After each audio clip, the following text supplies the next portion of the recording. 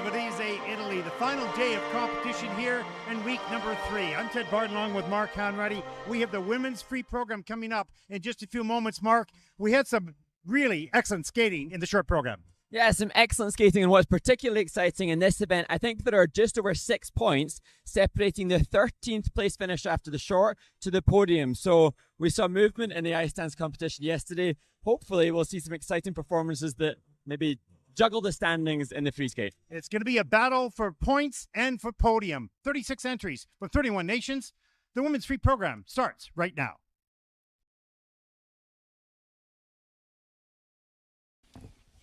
Welcome everyone to Varese, Italy, the final day of competition and the final event here as we fly over the A5 Arena, the host of the Junior Grand Prix this week. It's been so exciting, and we're excited for the 36 women coming up in the free program. It will be a number of hours, but there has been some brilliant skating, particularly in the last 2 groups. Mark? Yes, and what a joy it was earlier today to see some of the practices of the women, and we will be treated to a real montage of different musical choices and genres for which we look forward to. As we take a look at the officials for this event, of course, we thank them always for the time, for the leaving home and their work and their kids and all their life to help support this sport, as we also look at the technical panel for this event. Now, Mark, let's talk a little bit about those last 2 groups. There was some brilliant skating, of course. We've always talked about the range of skill level because the Junior Grand Prix is very open. So there are countries that can apply that send skaters here that may have a lot of ice time, that have a lot of coaches or whatever. So we see a wide range of skills. Yeah, we truly are, and I think that irrespective of the scores that the skaters achieve, everybody that's performing here, whilst there is no minimum technical element score that any of the skaters have to achieve in order to represent their nation at Junior Grand Prix, everybody competing here will have devoted their young lives to it. Even if the skaters are simply performing double jumps by their very nature, they do not happen instantaneously either. So everybody here has devoted much of their young life to being here. And just a special note, we do have the ability to listen to the technical panel. That's something new that we are doing. It's so exciting. They are so professional in what they do and so precise, and we're thrilled to be part of this sort of experiment to help in the future educate the audience as to what happens in the technical panel and that whole process of judging as well. That's going to be a learning process for them, but also a very interesting engagement into the sport of figure skating. And we can definitely corroborate, especially because I'm fortunate to be here on site on this occasion, that there are discussions being had, very intense and passionate and exciting discussions being shared by many lovers of the sport involved at the level which we can see helping to push the sport forward. And it's a very exciting time for many major regions, but let's say 2. 1, the Olympic Games are coming up. Nothing's going to change up until that point. After that, we've talked a lot about 2030 vision and the effort by the ISU to open the window and open the doors to concepts and ideas as to how we can build the sport and engage the audience a little bit and broaden the audience. We've seen the growth of the sport around the world. We're going to Abu Dhabi. We've never been to the Middle East in a skating competition. That's new, of course. We've seen the growth of skating in Southeast Asia as well. So we have a skater from Ecuador competing next week in Bangkok. So it's really exciting, the growth of the sport around the world, and the ISU is looking at other ways and with a very open mind over the next few years. So more to come on that.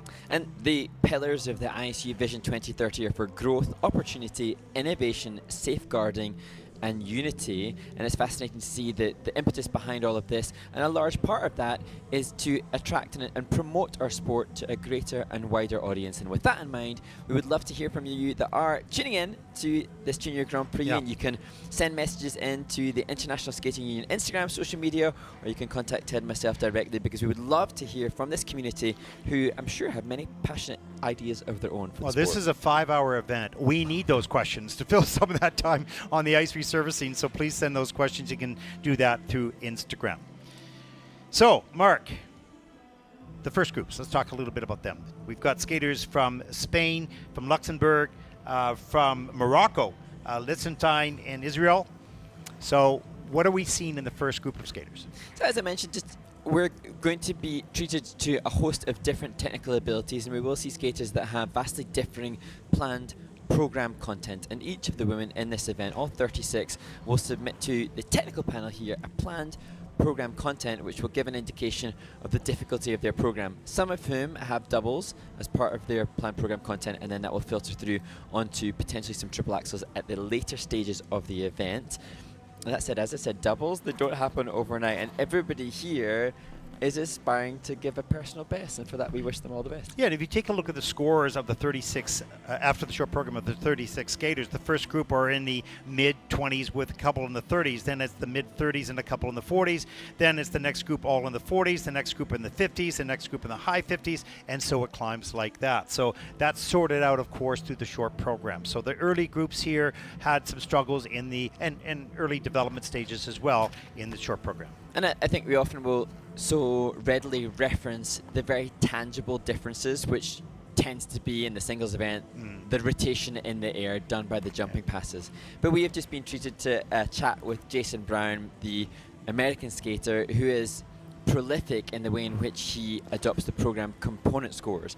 And perhaps throughout the course of this 36 strong field, we can just get a little bit more of an insight into what differentiates the women regarding those program component scores. And as we look at these skaters on the ice now, we wish them all the very best, and we hope that they will be, I'm sure they're working on their skating skills, but at this stage in their development, they will tend to be less flow, less glide, and less deeper edges. And maybe Ted will treat us to some slow motion replay of the edge set on the skaters, in addition to their amazing jumps. Upon your instruction, I will do that, sir. Thank you very much. Yeah, this will be good. So it's going to be a good competition. Of course, it's about 5 hours long. We have the last two groups. It is long. We have the last two groups, and that is exciting because anything can happen, and it's very, very close. Yes, and we saw last week that there were Junior Grand Prix debutantes that would go on to win titles in their first ever outing, but those are from skating nations like Japan, whereby they are having to fight so very hard to just be selected to represent their nation at this stage. Some of these skaters that we see in the earlier stage of the competition may be the only figure skater of elite caliber in their respective country. And just an update for those viewers around the world that like to follow the Junior Grand Prix, we will move on to Bangkok. I will go to Bangkok. Mark will be working from a studio at home. We're then going to Beijing to cover the Olympic qualifying event. We're looking forward to that. I'll move on to Baku, Azerbaijan. You'll work from your studio at home, and then we'll be together in Gdansk and then Abu Dhabi. We're looking forward to that. That's going to be a very interesting and highlight, perhaps, of our career. Yeah, indeed. And who knows, Ted, when the skating community that are watching now get to see the TikToks that you're being roped into doing, maybe there'll be a request for more of that. I'm pretty sure that Naomi said you're not allowed to promote that before it goes out. I think the skating world wants to see Ted Barton on TikTok dance I sent it to my daughter. I apologize before she sees it on Instagram. Well, oh my gosh. Well, neither of us will ever be able to give any critique on any skater's presentation or composition when they see how we move. I tried to hide behind your body, but it didn't work too well. You were too quick, right? And we can hear the technical panel a little bit in the background now as they sort of warm up and go through their preparation and their focus, because for 5 hours for the technical panel, they are completely focused and they only notice and only supposed to work on what is the element, how difficult it is. They don't know what color the dress is. They're not listening to the music. They don't see the overall. It is an exhausting job, and they do such a wonderful job. As we get started here on the final event, week number 3 on the Junior Grand Prix. On the ice, representing Spain, Noah Segui Jimenez. Our first competitor represents Spain, Noah Segui Jimenez, 16 years old, first Junior Grand Prix season, Spain's junior champion. Mark? And Noah opening the women's free skate.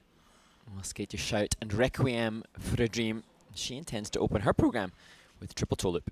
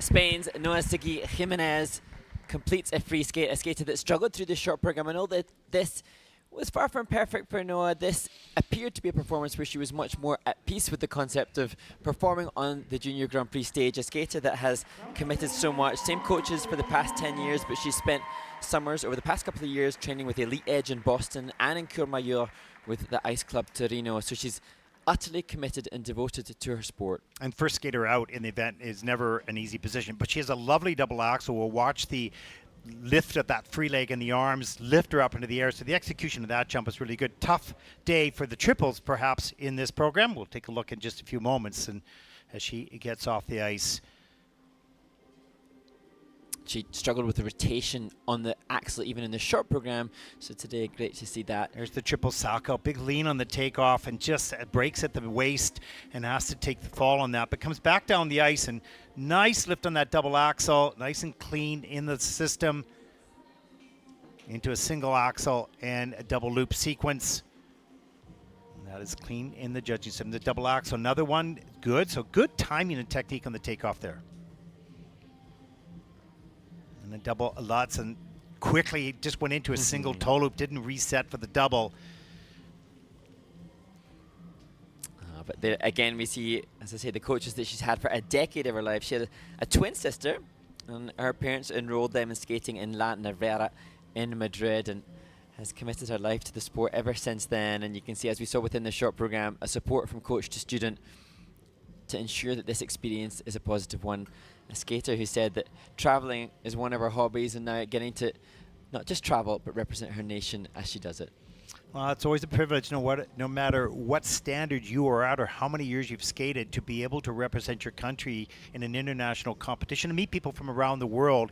And although that brings great value to your skating journey, it also brings great value to your life. And as we continue to see more and more skating nations represented and succeed, we look forward to seeing how Noa-Siggy Jimenez will take on board all of these experiences and potentially go on to enhance Spanish skating in the future if she chooses to become a coach as well. Yeah, exactly. Let's take a look at the scores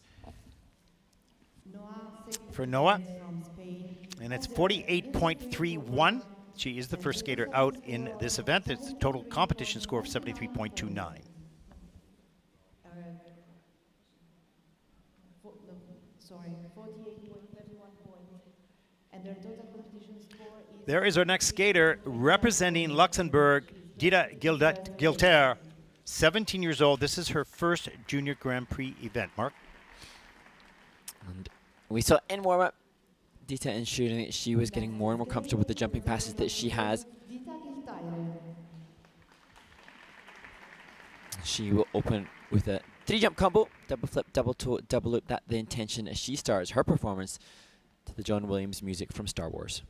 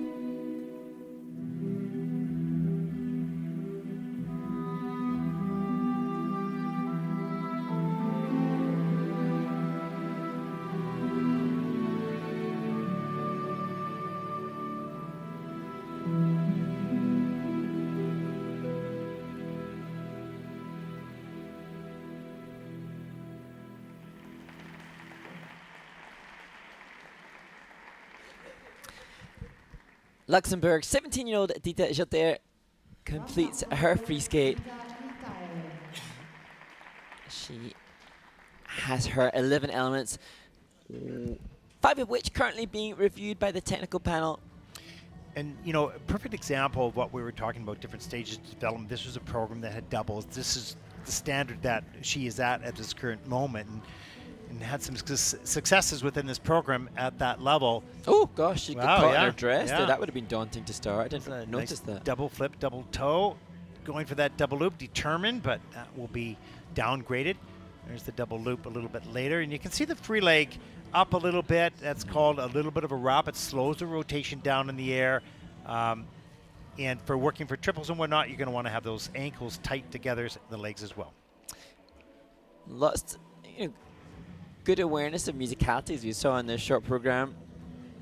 And just earlier on today, Dita may have heard, she may have tuned in and listened, but she can listen back to Jason Brown talking about his experiences as a junior Grand Prix participant, and he was acknowledging quite vocally and clearly that it was daunting and nerve-wracking and scary and terrifying, and so that will be there's some connection then with athletes that perhaps feel too far removed from, they have the same kind of feelings, and now anything that Dita has felt here, others will have too, and hopefully she can now feel part of that team and then return to training as a bona fide junior Grand Prix participant, full of the visual awareness that she'll have seen on site this week with other skaters doing technical feats that she aspires to add to her repertoire. Yeah, it's interesting to sit in the kiss and cry, to watch these young skaters and coaches at the early stages of development and these early groups sit in the kiss and cry, because you wonder what their expectations are coming in, and even if they have a great skate, do they feel, wow, I'm only on this and others are doing that, so the emotions, I think, for these skaters are coming from different sources, really. And I mean, as we saw that beautiful start position that Dita had, she looked so beautiful in her dress on the international stage. There are picture moments here that she and her family should and rightly can be so proud of. And yes, she's not going to be the winner at this event, but she's still represented herself well at this stage, and now comes away with a lot more awareness. The Junior Grand Prix is about development. It's about learning, and it's learning for the top skaters, and it's learning for the skaters that are in the early groups as well. It doesn't discriminate, but it doesn't identify only the top skaters and juniors. This is open for everyone. Now, the Junior Grand Prix final, different issue. Top 6 skaters only, right? So it participates and helps participate skaters from around the globe. 43.74 for Dita. That is second skater out with a total competition score of 68.86. 68.86 points, and is currently in second place.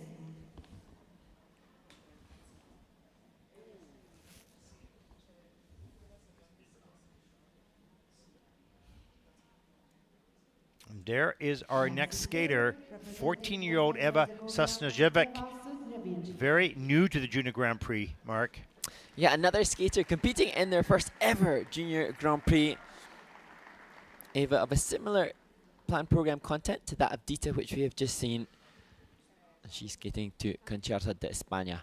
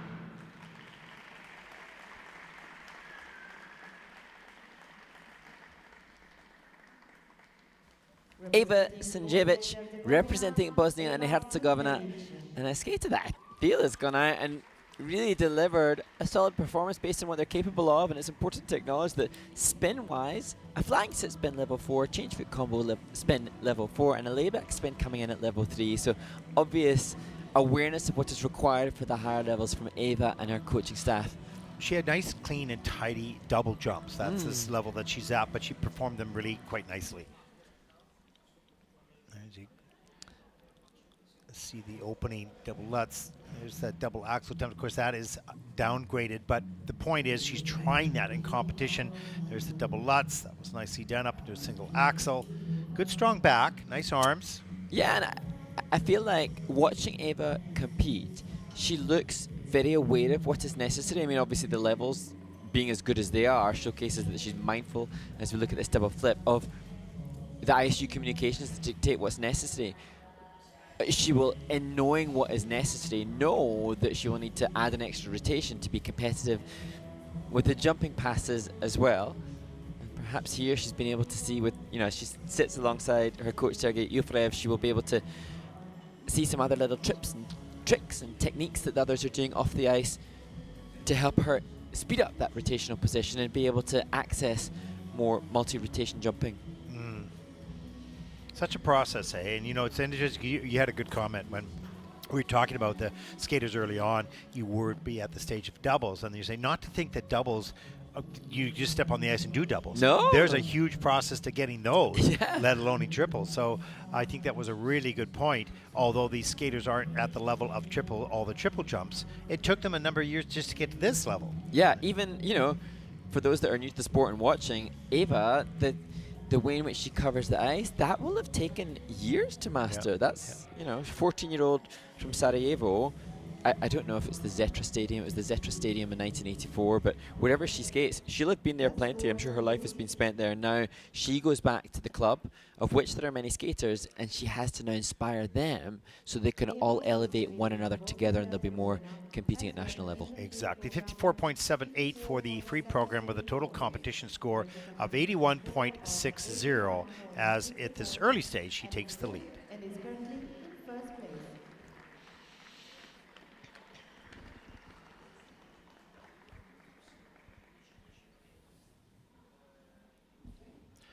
Our next skater represents Morocco, 16-year-old Dana-Syrine Crausaz.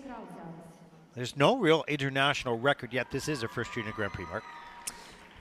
And Dana now hoping, like the others have before her, to embrace the experience after the practice this morning. So much knowledge and education already amassed, and now time to showcase what she's currently capable of as she skates to Spring and Winter by Max Richter.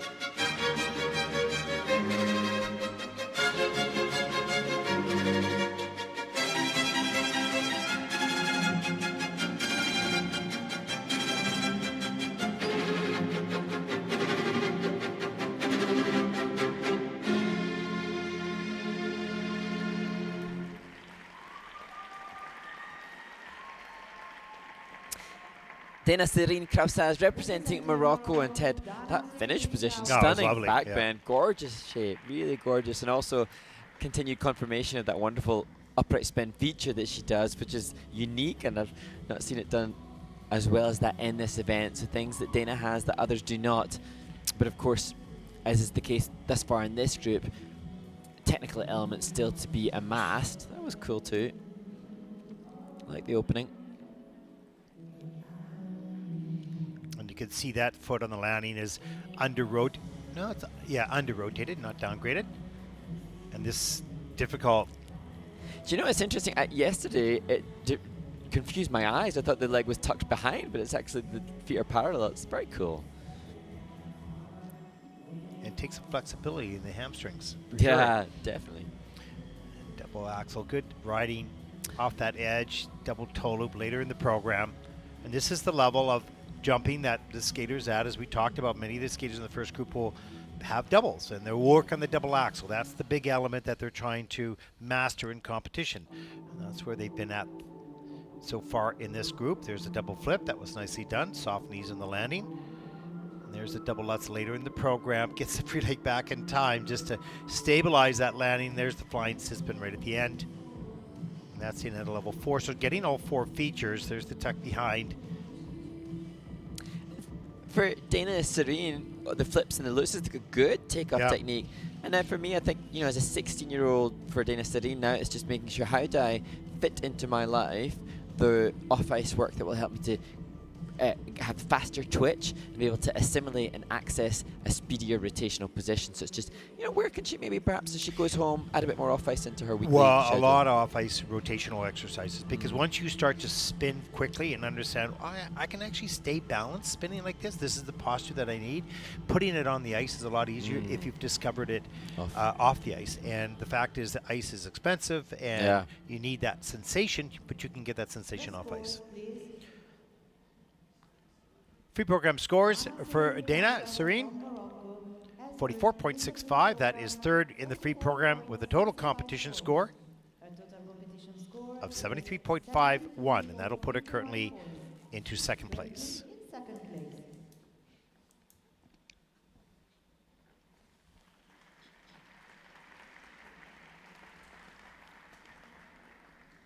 Our next skater represents Liechtenstein, 16-year-old Salome Schmid. Brand new to the Junior Grand Prix, as many of these early skaters are. Yes, and we did, however, see from Salome the first triple jump that we may see cleanly done and fully rotated in this group. She opens with a double axel, then to triple toe, double toe.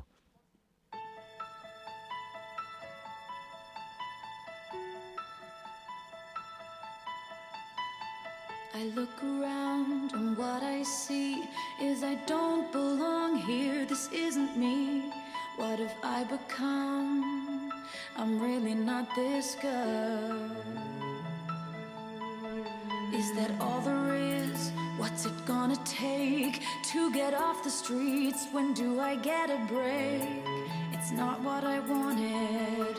This is not my world.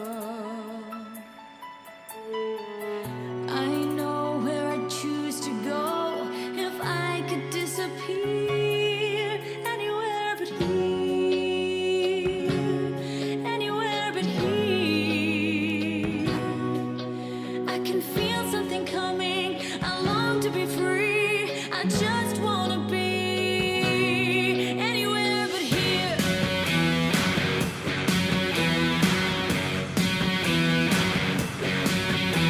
The sidewalk doesn't suit my soul. I've gotta make some changes and take control. I need room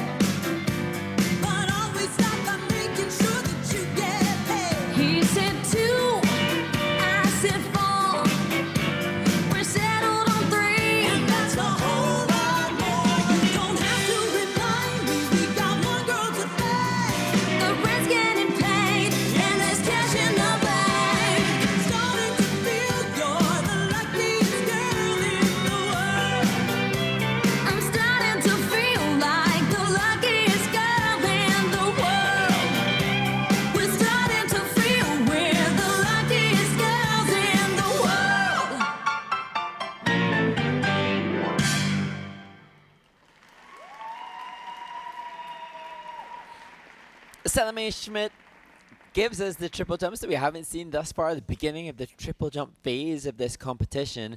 And total respect to the way in which Salome really pushed through this performance. There was a part midway through around the 8th element of the 11 where the legs looked like they had started to give up on her, and yet she dug deep after that and gave us another triple salto and a double axel. I love her dedication to that good timing and technique on the takeoff. Some were under-rotated, and that will reflect in the score for sure, but the basic mechanics of the technique and the takeoff, she was really consistent. Yeah. This was, I think, a win for her to get through this program as well as she did. There's the double axel. It's clean in the system. And here is a look at the triple toe loop. And that is on the, that's under rotated with the double toe on the quarter. So those are accurate results or accurate assessments by the technical panel, but the basic mechanics, good for her. She's turning triple jumps in her program all the way through. Yes, under rotated, but basically the technique is pretty good. That's Salka was really nice late in the program. And you can see as the legs are starting to fatigue now, moving forward with the triple saltos and triple toes, where she's more comfortable than perhaps loops, flips, and lutzes. She can work on that landing position and allowing the blade to run and glide more to up the grade of execution. Yeah, and out of those 11 elements, Mark, 7 were under review because there is some questionable things in the basic call. They call that review right away to take a look at it, verify it, or make a change. So that's what the technical panel process is, and it's very efficient. And coaches Elena Romanova joining up. I'm just wondering, Ted, you might know better than I, but I don't know if Liechtenstein has had a Junior World Championship competitor yet. So she'll be focused on trying to get that 72-point minimum score. It's a good question, but I seem to remember that. Yeah. I've covered it, but, you know, hey. Well, no, that's great. I hope Liechtenstein has had Junior World Championship competitors. I'm not betting the bank on it. But, you know, trying to fly the flag for another skating nation, and so in order to do that she needs to achieve the 72-point minimum technical element score. So all of these events give her more and more feedback in order to do that and to keep upping that technical element score, because points won't be that far. It depends on what the short program was. So oh, I see. No. Yeah, that will be far. So 17 points in the tech score from the short program. 46. 46. Total, So, and then in order to do that, then it's continuing to work on the clarity of the landings, such that those under rotations don't pull it down. An under rotated jump is 80% of the base value of a fully rotated jump. So you can see the consequence of those unders on the score. Yeah, want to claim, but it's part of the process. And you're starting to multi-rotation jump. You're going to under rotate them in the beginning, probably. 56.06. That is first in the free program so far with an 87.99 total competition score. That'll put Salome currently into first place.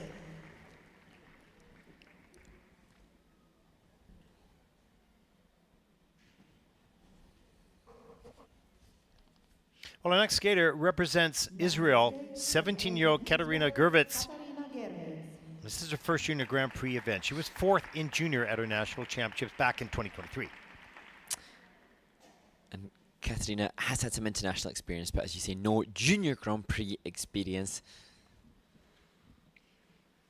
Now skating to Aladdin for her free skate.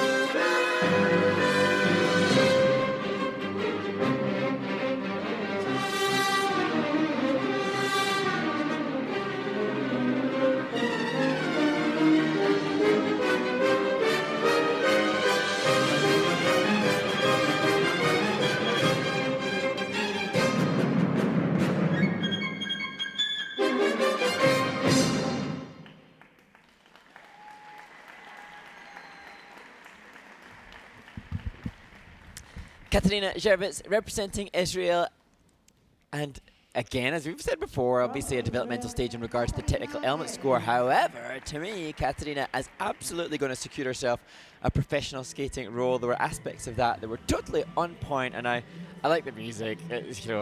Yeah, it's hard not to like that music. I mean, it's fun. Absolutely, and it brings sort of a lightness to it, and it's very expressive if you use it, but the difficulty with skaters at this level, they're trying difficult elements starting now, right? So that gets in the way sometime. The opening, no problem, good performance, connected, double axel on a lean, but she fights it off and keeps that landing. Good for her. There's the double Lutz, pretty good.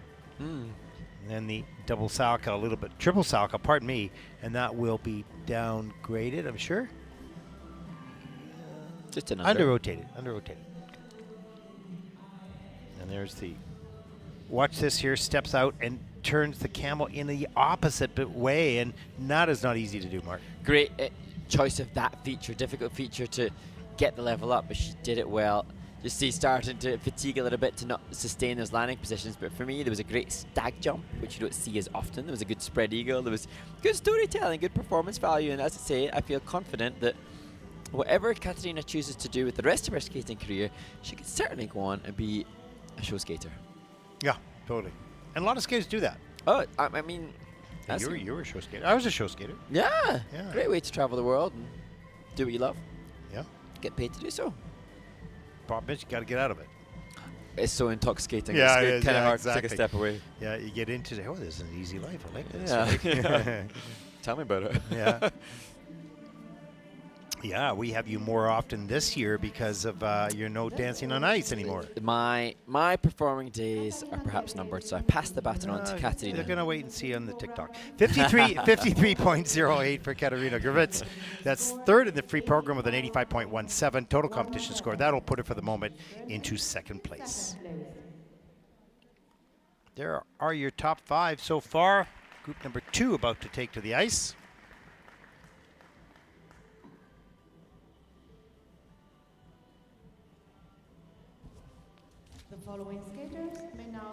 And so there, the current standings, Salome Schmid leads ahead of Katerina Gervitz, Eva Suznjevic, Dana-Syrine Crausaz, and now we move on to the next group of competitors, and as Ted said, this group comprises of skaters in the 30 and 40 point marker after the short program. And indeed there are skaters in this group who are very capable of landing all of the triple jumps, but didn't necessarily have the best days when competing in the short program.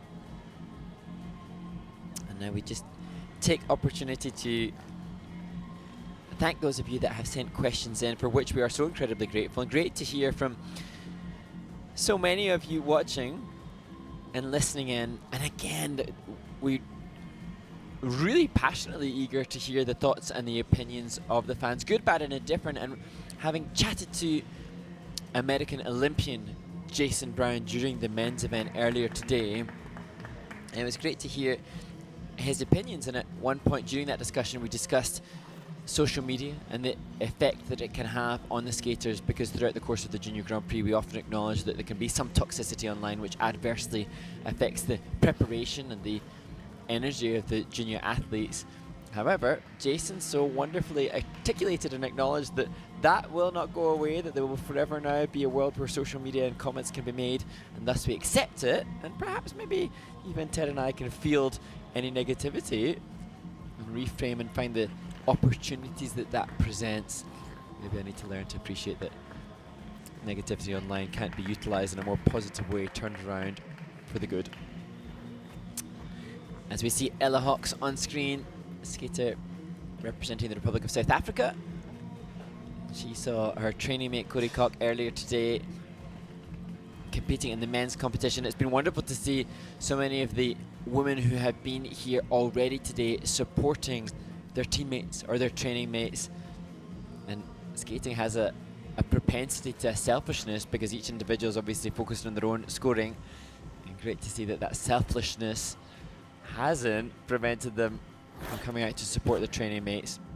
So often camaraderie evident, and that too another factor that has been vocalized to us from Jason, who was so eager to acknowledge that friendships that he made during his Junior Grand Prix days have been maintained for the rest of his skating career. Do you stay in touch with those that you competed alongside, Ted? Yeah, some of them. Yeah, absolutely.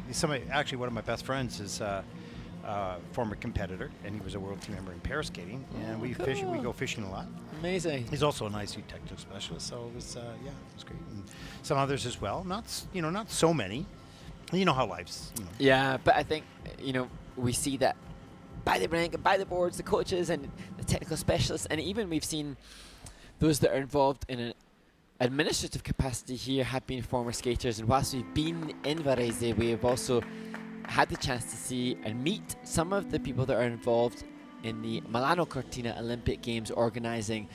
And indeed we met with Anna Capellini, former world ice dance champion, who's heading so much of the figure skating section of the Olympic Games up, and other members of the team here under her jurisdiction to try to ensure that the Olympic Games goes as smoothly as is possible. I wonder how many of the athletes that are representing Italy here at this Junior Grand Prix will be able to attend the Olympic Games, the greatest stage of all. And indeed now, as we consider moving forward to thinking of the Olympic Games, we're starting to get a little bit of an insight into what might happen there. And concurrently with this event, there are some Challenger Series events taking place right now. And the Challenger Series is an opportunity for some strong senior skaters to start debuting their international programs. And indeed, the International Skating Union and many of the officials that are here this week will be also officiating over the Lombardia Trophy, and that takes place next week. And there you will see some of the front runners for medals at the Olympic Games coming out, showcasing their programs internationally. And that will be very, very exciting. Never more exciting, perhaps, than when it comes to the Olympic season. We also have the Kenoshta Challenger Series event taking place now, and that was a opportunity to tune in and see Kaori Sakamoto, the 3-time world champion, current world silver medalist. She's showcased her short program. She struggled a little bit there, but obviously early season. There is 1 minute left in the warm-up. For those considering watching or finding out more about the Challenger Series event, want to make sure that you tune in to that Lombardia Trophy with Ilya Malinin, the world champion from the United States of America, going up against the likes of Yuma Kagiyama, an Olympic silver medalist. So it's somewhat surprising but incredibly exciting that skaters of that caliber all going head to head. Even Adam Xiao-Him-Fa. That's a ridiculous event next week. And I was interested when Jason Brown was talking about his new programs. I wanted to ask, well, what are they? I don't know whether he's done them or not yet, but he didn't really open up on that. Well, I really wanted to ask him when he was referencing Riverdance, which is the short program. Yeah. And it was a viral hit. It was gaining incredible traction online when he performed that at his first Olympic Games in 2014. Yeah. So gosh, 2014. Seems like a long time ago, but it really isn't. Well, it actually is. It's Actually, 11 years. I suppose testament to Jason's longevity. It's been interesting to see how many skaters. What's the kind of most years of participation at World Championships for skaters? I wonder how many skaters have done more than a decade's worth of Worlds. I don't know. I'll pose the question.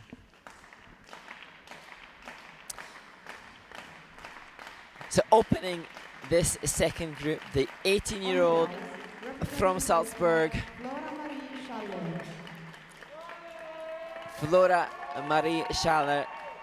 Her coach Julia just explaining that Flora's eagerness and hunger to showcase all that she's worked on through the summer perhaps made her a little bit overzealous and struggled in the short program, just doubling the loop. But now she's very proud of her new choreography to Wonder Woman for her free skate.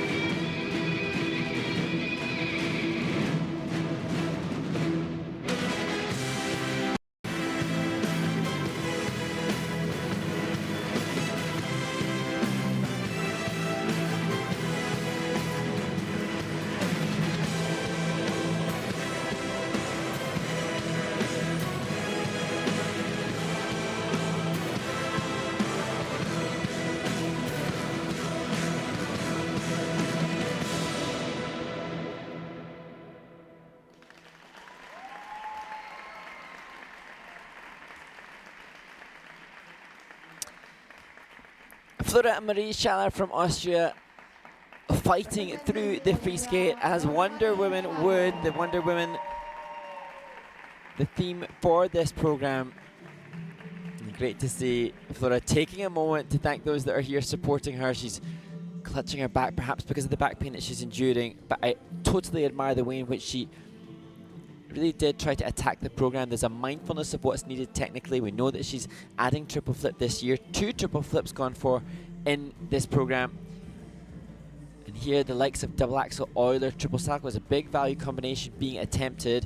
Here the triple salchow rotation will be an issue that will plague the technical element score, but I sense that Flora and our coach Julia are very mindful of where she's at in the developmental stage. She knows that she needs those big content. They're putting it in and hoping that soon it will continually stick at a backwards landed jump as we look at the choreo sequence and the closing spin.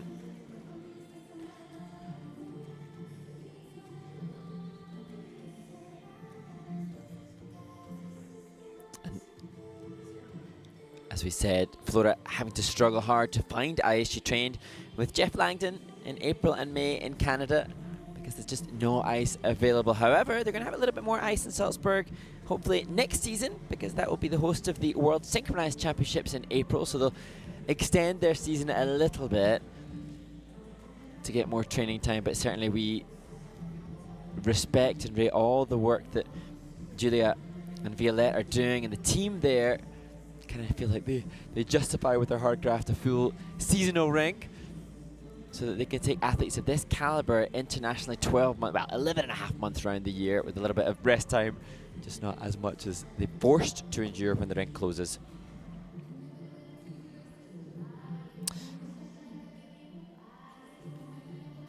And now Flora awaits the score, and I think Flora and Julia will be mindful that at this point in the season there's a lot of variability in her score, given that there's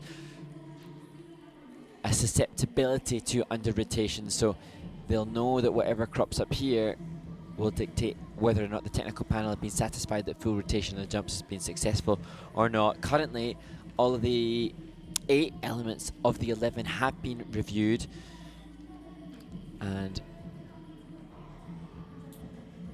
all but one of the triple jumps has got an under rotation or downgrade symbol on it, so they'll know what to work on, what to improve upon as they head into the later stages of the season. So it's just a 70.45 for Flora Marie Schaller. However, she fought today based upon the short program, and we know that she'll come back fighting harder as she's closing out her Junior Grand Prix series.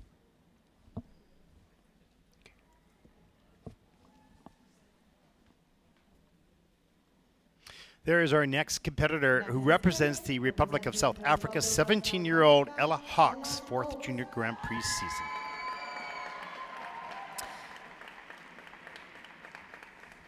Ella there, just walking through the jumping passes and shaking out the adrenaline and the anxious nerves that will inevitably be coursing through her body, getting ready to skate to the beautiful music of Claire de Lune for her free skate.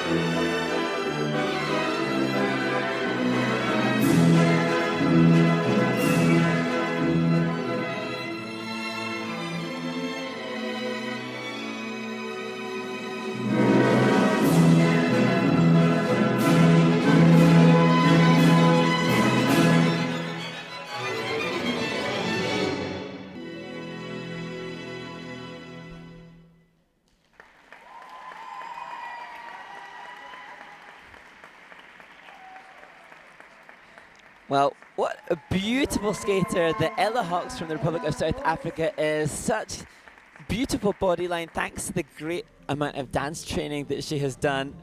And now she's so in the moment not really sure where to leave the ice, but the smile that crosses her face, totally justified, and it's wonderful to see her looking so happy with that performance. Quite the character. Claire de Lune, the opening piece of music, opportunity to see the deftness of touch that she has.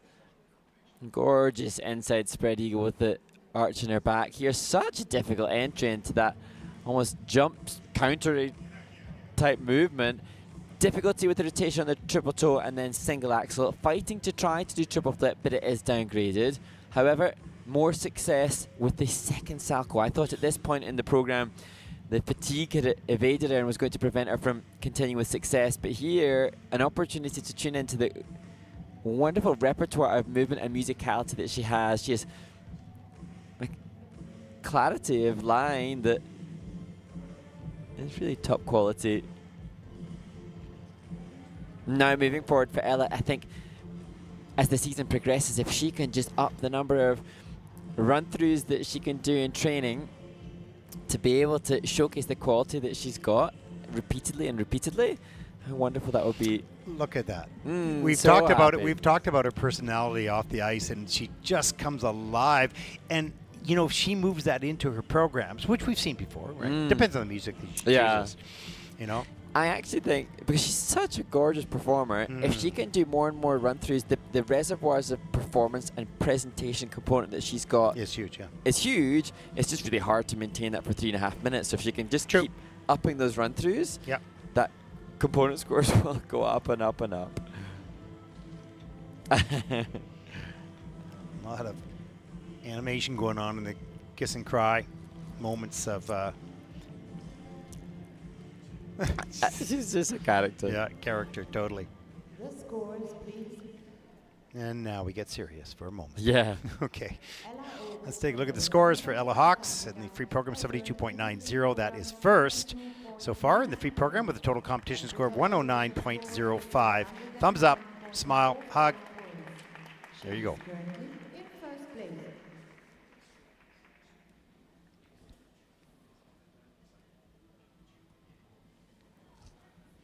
Our next skater represents Mexico, 18-year-old Maria Velazquez Toscano. First Junior Grand Prix event, coached by Damon Allen, choreographed by Scott Brown. So impressed by some of the choreography and composition in Maria's short program. Excited to see what has been created for this, her free skate, as she skates to La Dama de Arago.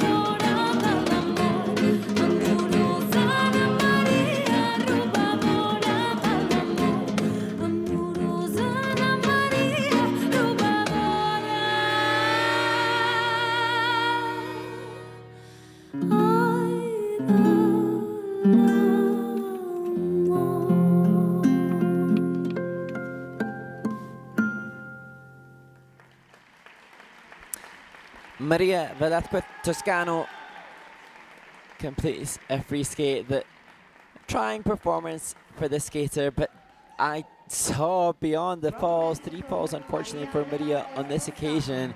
But some amazing spinning. The camel spin feature that she has is so impressive and so fast. And there was a Hamel-Camel change of position from camel to back sit, akin to Dorothy Hamel, the 1976 Olympic champion, which you don't see too often. And this subtle movement at the beginning with that look to judges, so well choreographed, totally appropriate. However, the lean on the salto, disastrous from start to finish. Second of the salto is a little bit better, but again, just not finding comfort in accessing her air rotational position in the fall on the double axel. Great change of edge, maintaining the speed in the change of edge and accelerating in the camel. That's a stunning position. Look at her finger tips, equally engaged. So wonderfully well delivered there on the camel spin.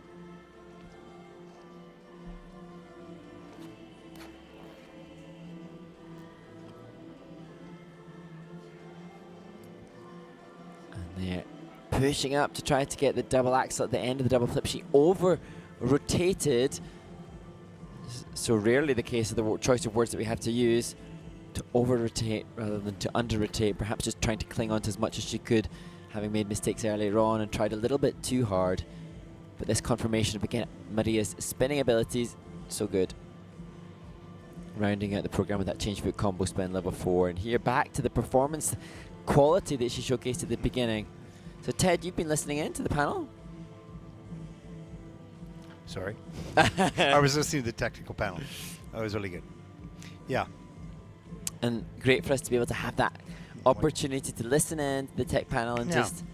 And I think what we'll do is on one of these, I'm not sure when, is I'm simply going to repeat what they're doing, what they're saying, so you can hear the process, the exact process, not us sort of verbalizing. 56.48 for Maria. That is third in the free program with a total competition score of 92.81.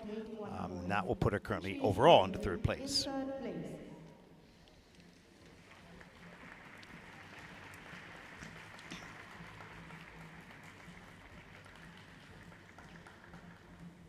And there is our next skater who represents Slovenia, 13-year-old Luna Rozman. And this is her first Junior Grand Prix event. No other record of competition on her bio. Yeah, 13, such a tender age, the youngest skater that we've seen thus far. And Luna skates to the radio edit of Goodbye. Is someone listening? Okay.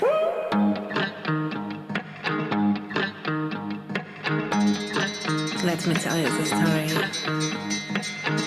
of that guy. First you loved, then you promised. Was losing control, crazy night, intense. Now, living my own life. Got you out of my have been wasting too much time. Gonna leave you far behind.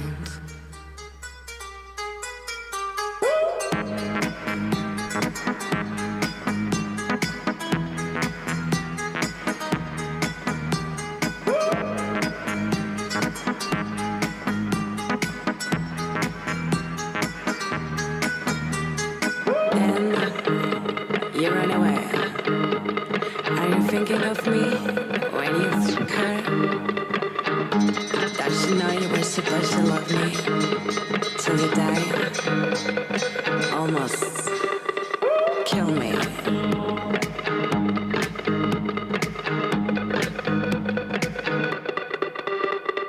Now, living my own life.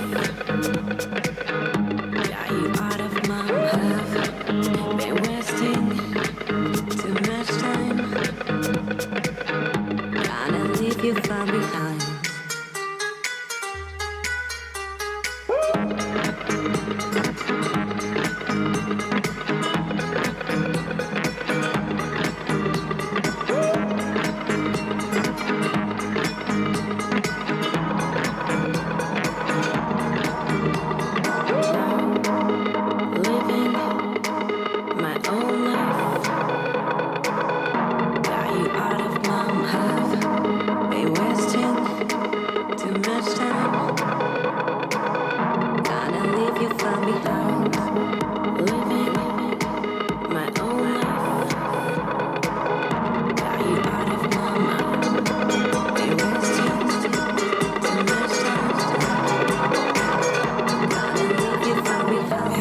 Listening.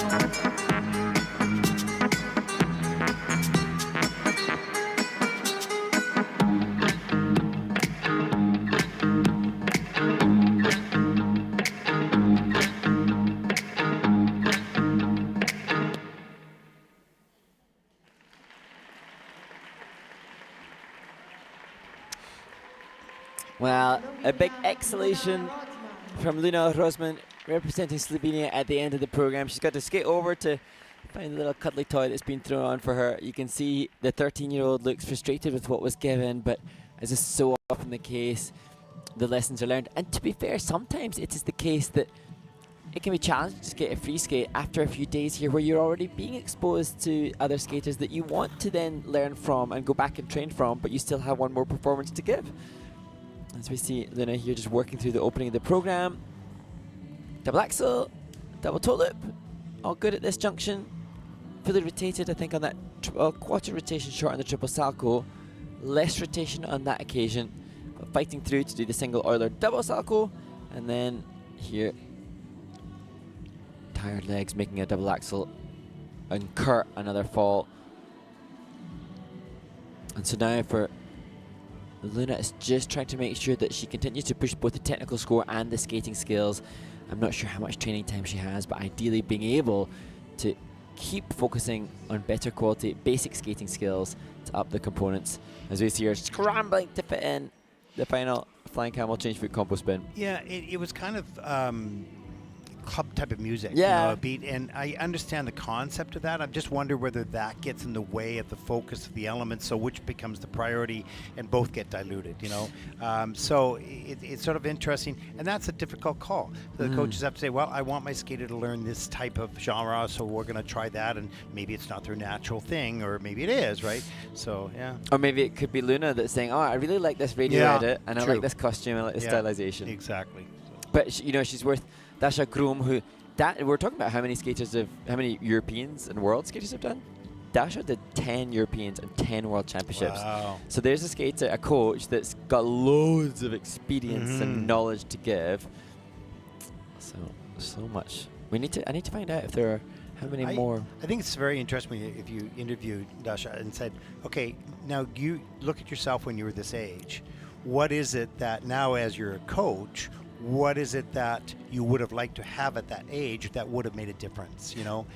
And I suppose having listened to Jason, who was referencing and reliving his junior days, would say, remember how amazing it was to have had those experiences. Yeah.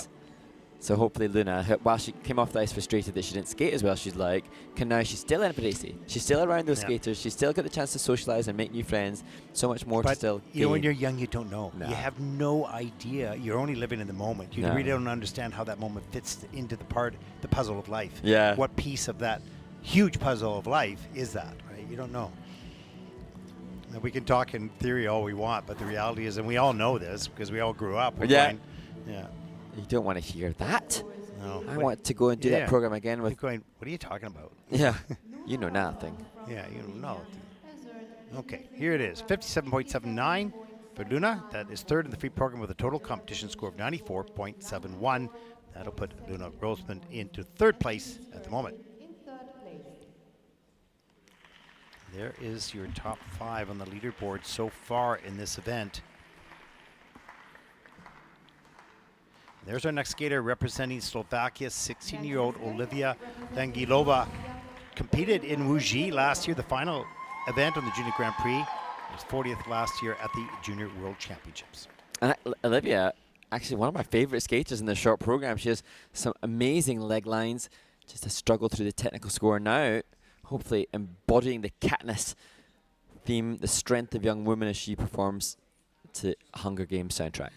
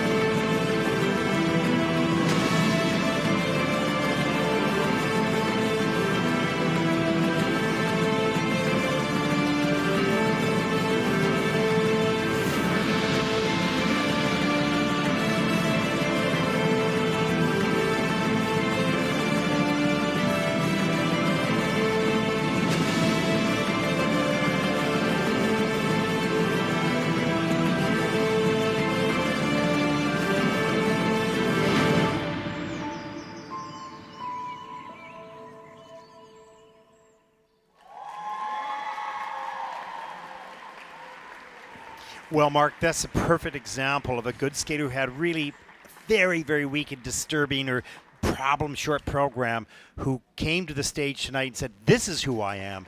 This is how I can skate. Watch me now. And she certainly did. Absolutely, and I'm so glad that when I had said, oh, she was one of my favorites from the short program, she's absolutely, justified why we would feel that. We could see beyond the mistakes in the short program to the quality that she possesses. And I think I even prefer the short program, but this free program was a much better reflection of her technical abilities. And the triple lutz, triple toe, double axel sequence to close or nearly close the program, testament to how well trained she is. Lasered in to and not disturbed by emotions. She was lasered into execution. It wasn't 100% perfect, but it was darn close. And now she showed us, and she showed the world what she's capable of doing. Let's take a look at the opening element here. Gorgeous. Triple loop, absolutely straight in the air. Strong landing, held the landing nice and calm. Comes down with a 3-turn here into the triple flip. Straight in the air, pretty tight. Up into the double toe loop. And this is early on in the program, and she does triple later. This is followed up by, watch the free leg lift her up in the air into a tight rotation position. She was right on her game. And using the triple cycle, relatively easier jumping passes earlier in the program designed for point scoring because bigger value elements like this lutz. There's later in the program, she's on a lean, so she has to put that hand down. That was the one mistake in there, but not a major one. She didn't take a fall. But really, after that, here it is, the triple lutz. Again, maybe under-rotated, up into the triple toe loop, and that will be under as well, if not downgraded. But the point is, mechanically, she went triple at the end of the program. And you can see the skill that she has. She's well-taught. She's well-trained. Yeah. There's some little things to clean up, without question, but this is much better.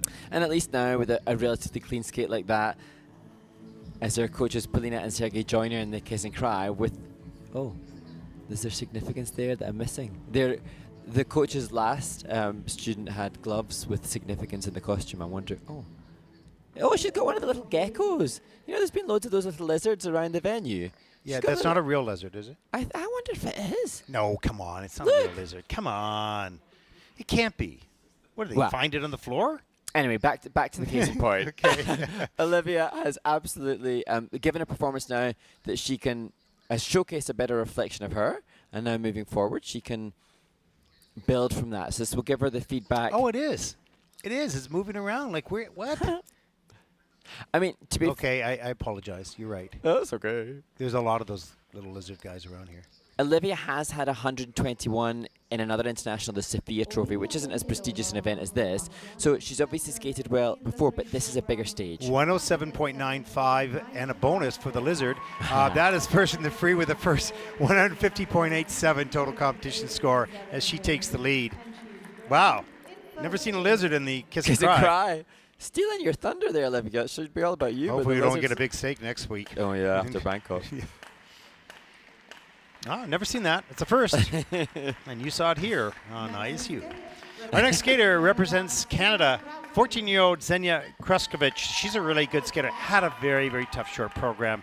I hope she can find that zone here in the free. She's 25th after the short. And she performs to Stravinsky classic, The Firebird.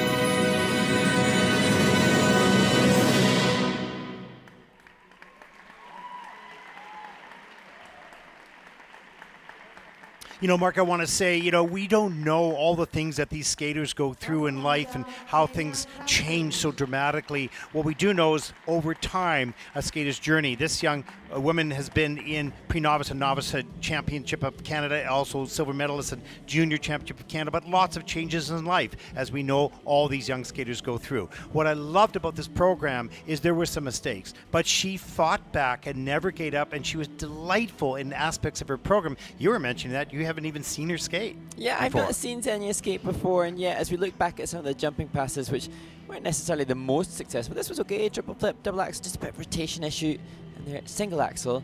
But irrespective of what was happening, success or fail, as we look at the triple loop, that wasn't good. There was some real integrity to her movement, and she had some poignancy and lovely neckline and arm line that there's something about her which reminds me of Oksana Bayul, the 1994 Olympic champion. And of course it's not that refined yet, but she has something that I've not seen in the others thus far. And great fight for that triple Lutz late in the program, and we've seen Zena with sophistication and determination, but we know the journey is long and it has its dips in the road, and I think she has been through some of those tough times, and she's fighting back. This is her first Junior Grand Prix event, so it's all sort of culminating at the same time. So I really credit the fight that she put in this program, the quality that she did, and she's got some work to do technically. She can do the elements. She didn't do them, but she can do them. So, good for her. I think she, I'm not saying that, of course, there isn't a lot of work to do, but I think she has a potential for a bit of an X factor.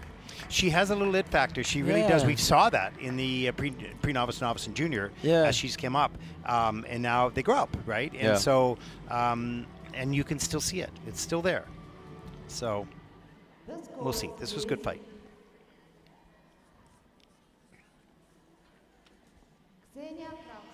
Free program scores for Zena, 86.97. That is second in the free program so far, with a total competition score of 131. And that'll put her overall for the moment into second place after two groups. It's a journey. This is experience gained to be valued later on along the road.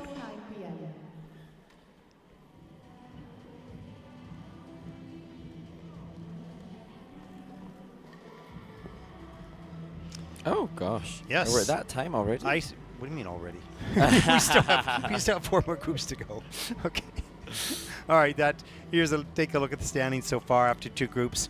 And are you looking up what you're supposed to be looking at? I am indeed. Very good. Okay. And we're going to take a look at what do we have? Video playbacks do we have? We're getting a little punchy here. It's a long day. What video playbacks do we have there, Mark? During this Ice Race Surface, you can stay tuned to hear from the winner in Riga, Latvia, from the first week of the Junior Grand Prix this year, May Okada, and then to the figure skating basics series that we conducted last year, and a little insight into the judging panel. Well, we hope you have fun with it. We hope you enjoy it. We'll be back right after this.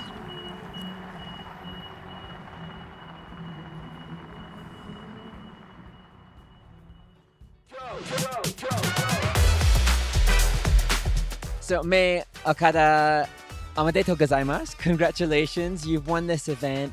Now, last year on the Junior Grand Prix, you had 2 bronze medals and narrowly missed out on making the Junior Grand Prix final. Has that been your motivation for this season? 去年両方とも3位という結果で、ファイナルまであと少しというところで、悔しかったんですけど、今年はファイナルに行くことが目標で、しかもファイナルが地元開催ということで、さらに行きたいっていう気持ちが強くなって、それで目標にして今まで頑張ってきて、その結果が今回出たのですごく嬉しいです。Now, May, I learned that your mother was inspired by Mao Asada, and that's one of the reasons that she encouraged you to become an ice skater. You come from one of the strongest skating nations. Is it Mao Asada who's your inspiration, or is there another Japanese skater, or indeed any other that's a big inspiration to you? 浅田真央選手は自分が目標としている選手ですし、浅田真央さんみたいに私もトリプルアクセルが飛べるようになりたいと思っていて、他にも今一番身近にいる憧れの選手は、同じクラブで練習している大場みやび選手です。Well, we look forward to seeing you hopefully again on the Junior Grand Prix, and ganbatte kudasai. Thank you. Go! Welcome back to Figure Skating Basics. We're going to talk about the technical element scores and, The program component scores, but first of all, the tech element score. well, the technical panel is up a little higher than the judging panel. They will identify what the element is and how difficult it is. What about the judges? The judges will then boost or subtract from that technical element score with the grade of execution. Now, some examples of the elements that the judges in the tech panel will be looking at. In single skating, we'd have jumps, spins, step sequences. And at ice dance? We would have lifts, twizzles, steps, spin, and choreographic elements. And in pairs, which is different from the ice dance, you'll see the big lifts, the throws across the ice, the death spirals, and some single elements, some side-by-side jumps and spins as well. And so the technical element score will come up first on the screen on the most left-hand side, and then the judges down here at rinkside analyze the program component score. Well, that's figure skating scoring 101. We hope you've enjoyed this understanding the scoring. Make sure that you tune in for the next episode of Figure Skating Basics.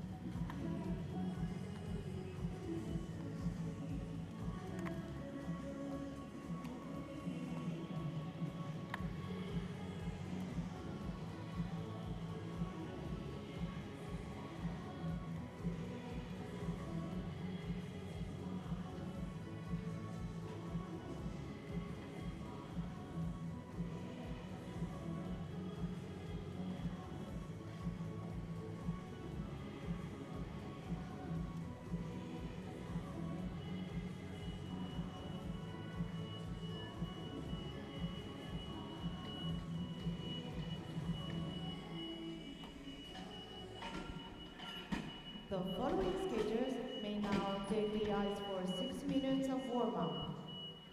Representing Croatia, Paula Kasnar. From New Zealand, Petra, Lahti. From Germany, Alexandra Ziesecke. From Ukraine, Sofiia, Rymshyna.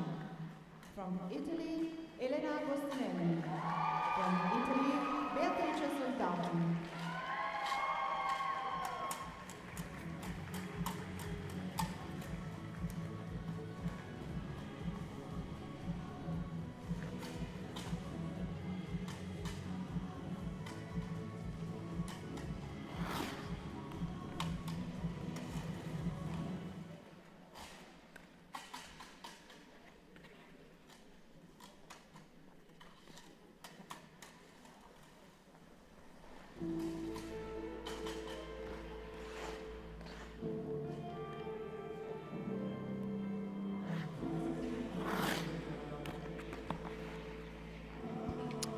Welcome back, everyone, to Varese, Italy, the final day of competition, the final event. We are now in Group 3 of the Women's Free Program. I'm Ted Barton, along with Mark Hanratty. And Mark, what are we going to see now? We see a bit of a change now as we move from Group 6, 5. Now we're going into Group 4. And so we're going to see probably a little bit faster, a little deeper edge, more difficult jumps. Would you say? Yeah, absolutely. And again, both the technical element score, every skater's score comprises of two parts, the technical element score and the program component score. And it's been fairly clear throughout the Junior Grand Prix that as we move up the groups, both aspects are showcased in better ways. So the skaters will now be attempting more difficulty, with more quality, and with increased flow and glide.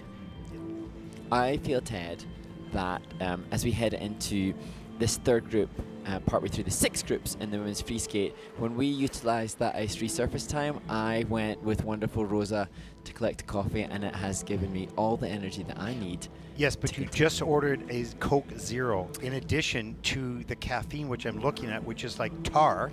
It is so thick.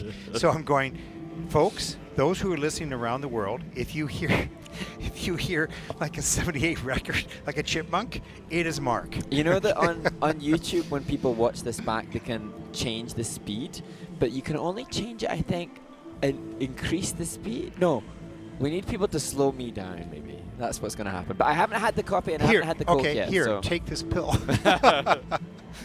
Oh my God. People probably think we're crazy. Or no, they know we are. So absolutely, they know we are. But you know what? They all just can't wait for is the Ted Barton. You gotta have fun. Yeah. You know what? I hate you. All right, what do we got? We have questions here. Get on the job. Mark, yes, come on. We have had questions. So, question coming in from @Brian's camera. What? Actually, I should check the profile handle. It comes up as @Brian's camera. Oh no, B Pictured. Wonderful photographer. Anyway, Okay, there you go. the question has come in. I will read it out, but I might have to rephrase it a little bit. The question is, maybe there's a spin position that's not your favorite, or even one of the features to get a level. It's just not artistically pleasing to your eyes, but they would love to hear our opinions. Basically, love to hear our opinions on spin positions that are not aesthetically pleasing. Well, the A-frame is a perfect example. You took the words out of my mouth. Well, because it was going to take too long to get out of your mouth, Yeah, so I went right Cut to the chase A-frame.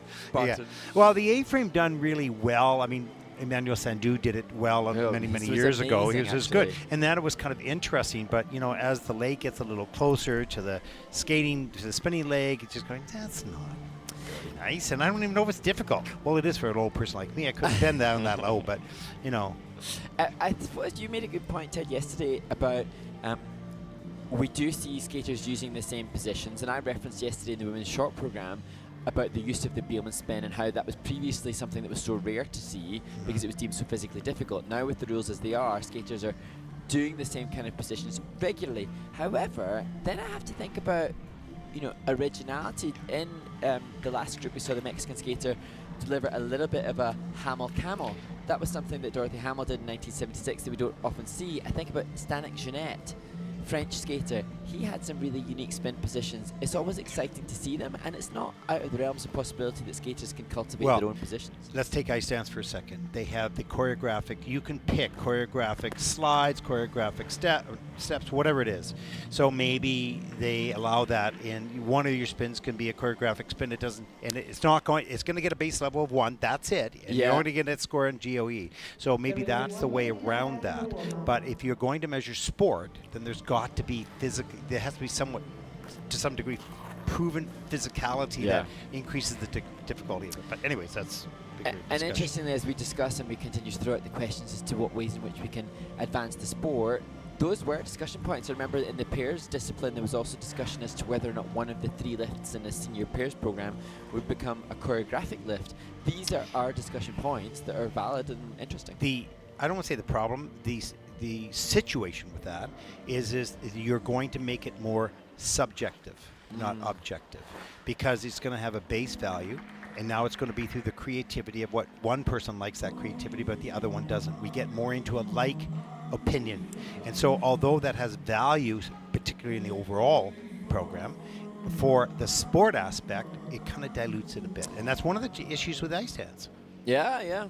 But I suppose then the question that we've had and we've discussed about the inclusion of AI is how it can be tangible and measurable. So if we think of creative execution, there are positive features that are clearly about now. How do you quantify speed, flow and glide? And maybe it's a tracker on the blade. Lots of things coming up and more to come on AI for sure. As we move into group number 3, the final day of competition here in Varese. Just week 3 of 8 here, Mark. Here we go. Representing Croatia, Paula Kasnar, 13 years old. And Paula, a skater brought to the ice by her grandfather who introduced her to this beautiful sport. And she will skate to Light of the 7.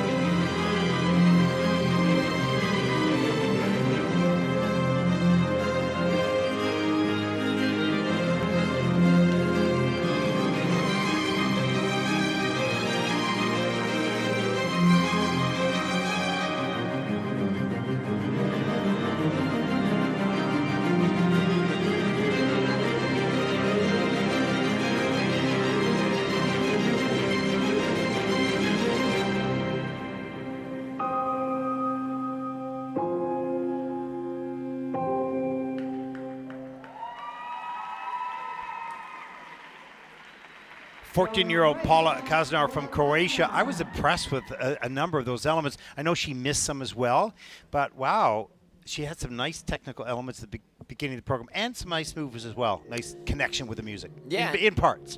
Great to see Paula kind of tactically going through the short and the free skate. She had a wonderful triple toe in the short program, and then didn't use a triple lutz or triple flip in the short program, but she unleashed those in her free skate.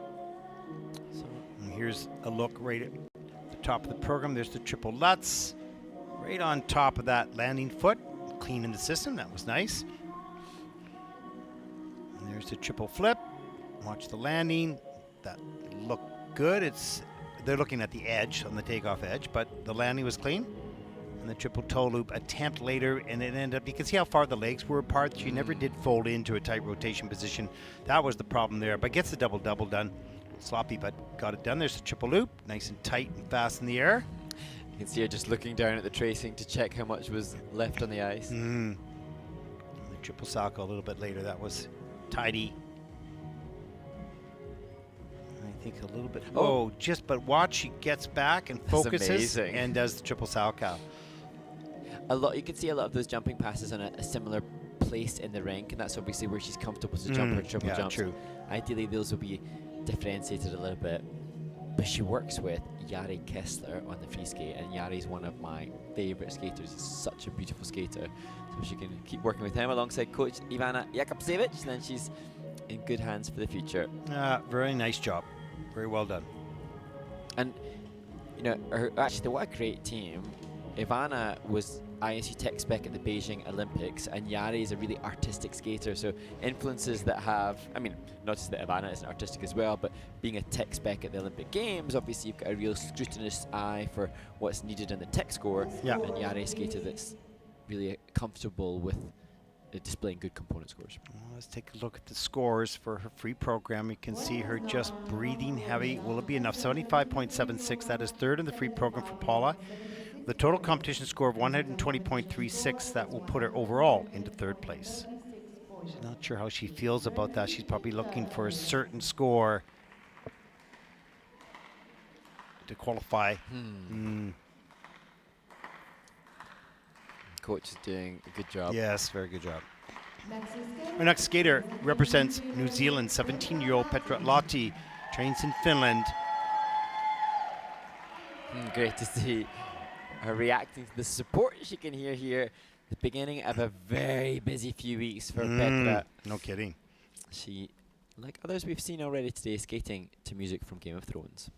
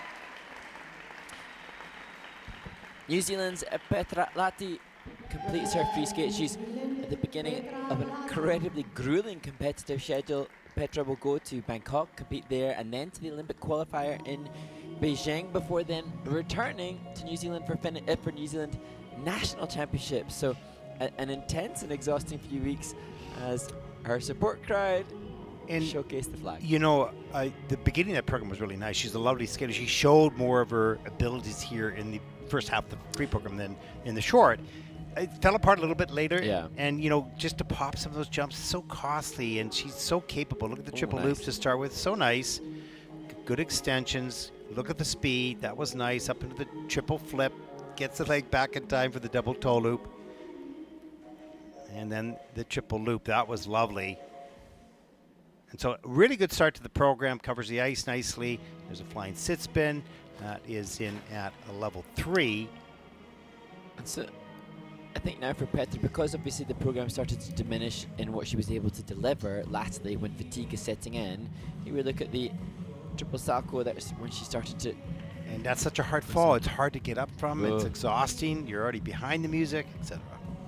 So I can really hope that Petra now, because she's not going to be able to get lots of training time in because she's going from event to event, just making sure she's hydrating, making sure she's getting enough sleep and stretching as much as possible to manage her energy levels so that she can really deliver come the Beijing Road to Milano qualifier. It's the same thing that we have to do, isn't it? We are so mindful of our hydration. But what are we hydrating with? Tar coffee. Yeah, exactly. There you go. Yeah. Lovely skater. Just like to get more consistent for her to reach her dreams. She's got to skate a clean program. Let's take a look at the score. 76.21. That is third in the free program so far for Petra. Total competition score of 121.97. That also overall is third place for the moment. And it's her new season's best. She is currently in third place.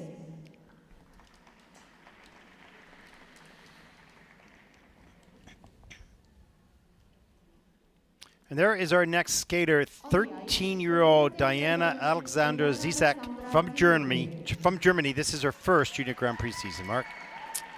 A really well-trained quality skater that struggled in the short program. She didn't have a jump combination.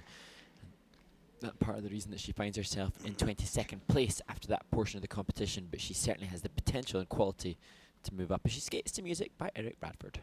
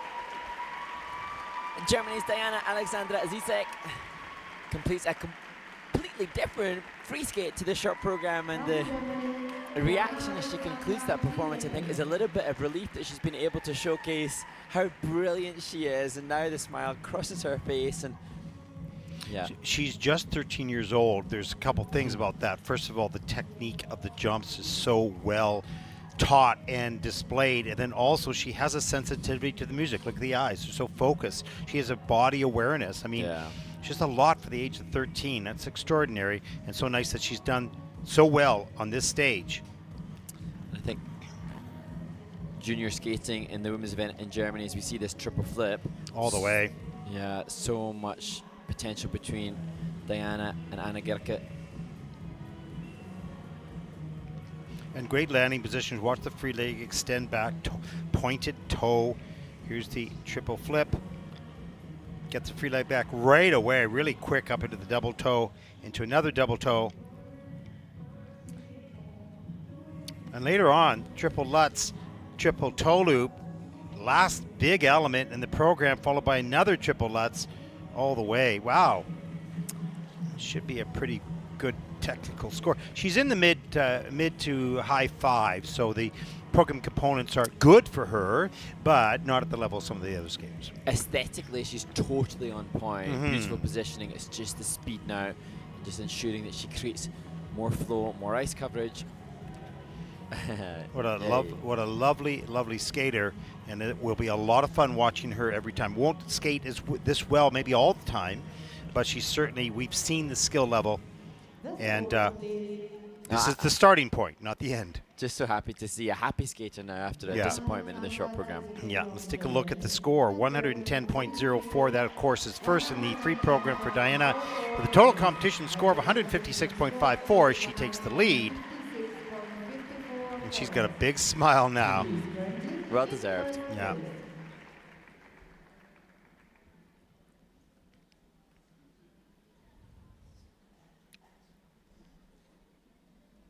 Next is skate representing Ukraine, Sofiia Rymshyna. Representing Ukraine, Sofiia Rymshyna, 17 years old, second junior Grand Prix season, 14th last year in Ljubljana on the junior Grand Prix. She needs 108.54 to take the lead. Yeah, big task of a score like that, but she will open with triple, this time salchow and toe loop, as she skates to Frozen by Madonna.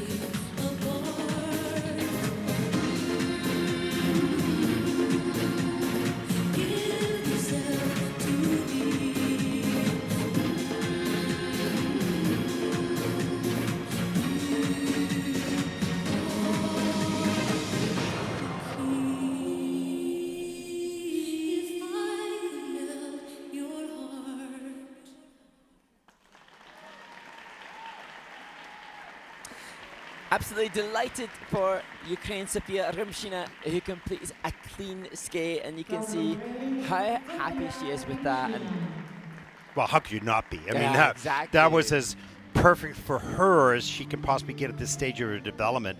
That was terrific. 2 kind of back-to-back clean programs, and we are only in group number 3 of 6. yeah, amazing testament to the ever-increasing baseline standard of the Women's Junior Grand Prix event.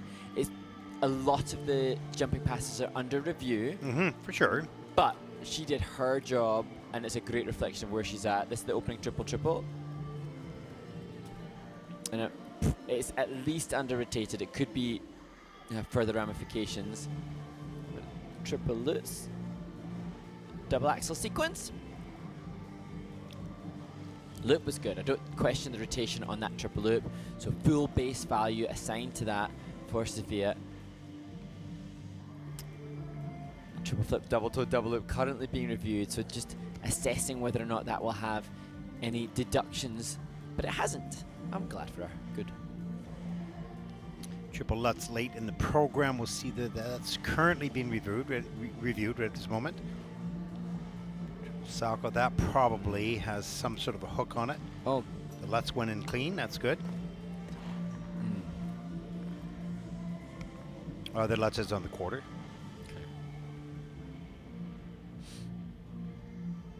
But I suppose, you know, as we see the ramifications of what has happened with the technical panel, which is totally justified based on their ability to review the landings of these jumps, Sofia's gone out. She's represented Ukraine at an international event and done a really great job. So she and coach Katerina must be so proud. And the flying camel spin was put in as level 3. It's been now upgraded to level 4. So she lost in some areas with under rotation, but she's gained in the spin, so that's good. The last double axel a little under as well. So she has 1, 2 under rotations and 1 on the quarter, and 2 on the quarter. And now, as we have said before, when a skater skates cleanly, now, okay, that's my benchmark. So components are in the 5, so now increasing that speed, really pushing for more flow, more glide, taking the program as it is currently and expanding the pattern so that the PCS scores go up. And keeping those legs and the ankles tight in the rotation further, you know, because if she can just clean that up and have no reductions of the landings on the jumps, this is the next level to skate absolutely clean with all the technical elements. 90.26, that's 3rd in the free program for Sofiia, with a total competition score of 138.27. That also, for the moment, puts her overall into 3rd place. We've had some good skates in group number 3. More to come. Next skate, representing Italy. Our next skater represents Italy, Elena Agostinelli, 18 years old, 2nd Junior Grand Prix season. She was 8th at the Italian Senior Nationals, Mark. Well, wonderful to hear the reaction and support for the Italian skater from this Italian crowd, and indeed it is the beginning of a back-to-back case of Italian performances. Elena skates to air and a whiter shade of pale.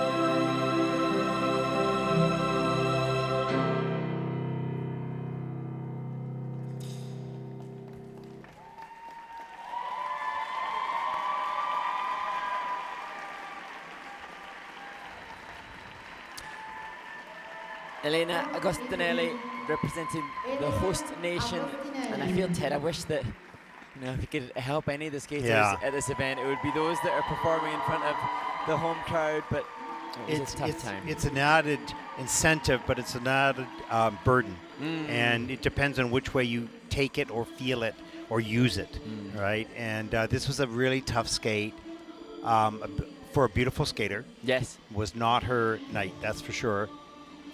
But as we always say, those uncomfortable moments pay dividends down the road. So we take a look at the triple loop, gets that done. You can see stiff landing. It started there, she bends there. It's not too bad, but it starts to come out. I don't know how much we showed here, but there's the triple flip and just slipped off the edge. It looked good in the air. And actually, the loop was okay, loops was okay, the flip was okay, but then that flip landing that was kind of surprising then paved the way for then a loss of self-belief. Yeah, and just fights hard to get that triple toe loop up into the double axle. There'll be some under rotations in there as well. So out of 11 elements, there were 7 under review. So lots of work for the technical panel to do, because a skater leaves questions. That looked maybe a little under review. Right, so if it's clear and it's clean, they don't review.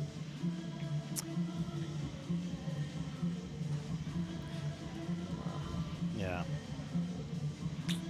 Now it's like everybody that watches the sport, everybody that's engaged with the sport. Now it's kind of like we're in your corner now, Elena Agostinelli. We've all seen that. We all are sorry that that's been a bad reflection of what you're capable of, and everybody now is just cheering you on, urging you on, so that you can have an experience again internationally where we can all see what you're really capable of. We want all the skaters to skate absolutely at their best, but we also understand that's what's so hard about the sport, and it is a true sport. It's challenging because it's physically difficult, but also it's psychologically and emotionally difficult depending on the stage and age and how much experience you have. So lots goes into it, and these bumpy roads, this up and down and all around, it's like a roller coaster of life.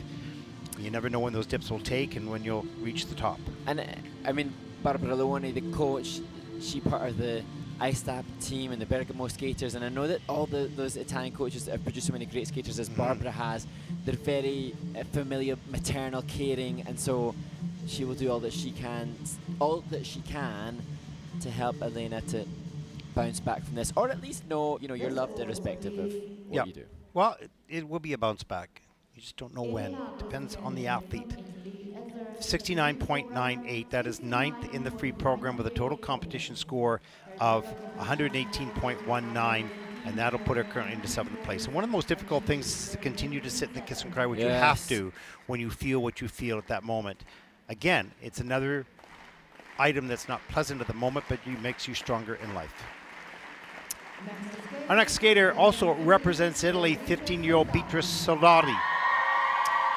And now the crowd equally, if not even more supportive, to try to ensure that the skate for this Italian is more positive than the last. Will Beatrice have been able to zone out from what happened before her to be able to give her own personal best as she skates to No Time to Die?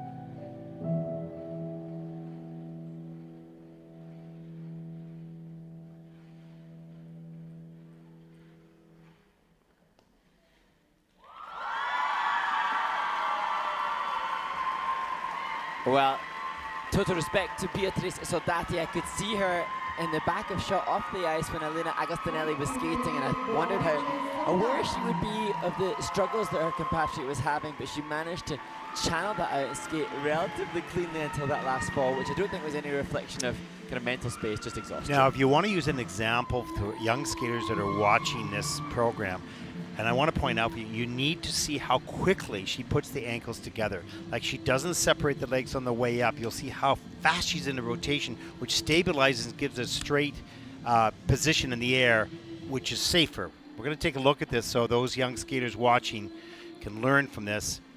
Here's, look, watch how quickly those ankles, right now, they're there. And it makes the triple rotation so simple and so easy and so solid. Again, look how tight the legs are. A little over rotation there. Here's another one with the triple loop. The leg goes right down immediately and into the oiler. I'm going real super slow here. Fun tours, love that camel up variation. Nice body line. That flying camels in at level 3. So missing one feature there. There's the Ina Bauer. Watch this little sliding move right in here. Right down on the knees. And I noticed actually the music crescendo happened at the point of the Ina Bauer, and it was right in front of the adoring fans that she had. And right here, watch the ankles together right there. Look how tight those legs are. It's perfect because it rotates so quickly. And doesn't eliminate, but well, in this case, I don't see any rotate under. Oh yeah, the triple cell at the end of the program is under rotated, but the rest are clean. So now for Beatrice, she has competed lots internationally, but hasn't had a junior Grand Prix experience. Her best free skate score is Rosa Morante. Rosie, as she's affectionately known, joins her in the kiss and cry. Best international score for her free skate was 88 points at Trick Lab Trophy. Well, she's a lovely skater, no questions, lots to work on as every skater has, but she's got that rotation position, 88.77 for the free program, that's 4th. Total score for the competition, 137.92. That will also put her 4th overall for the moment. Three groups yet to skate. Her parents, after seeing her sister skate in the ice dance competition, can now take a sigh and relax. My gosh, hey, I don't know what the parents go through. Incredible. I know you're concerned, but your daughter's taking her dance test right now, and you are stressed out, and you should be drinking all that coffee. As I panic about her ballroom test. As we take a look at the results so far in this event, with the group number 4 taking to the ice. You're digging up some questions, aren't you? I am endeavoring to find some.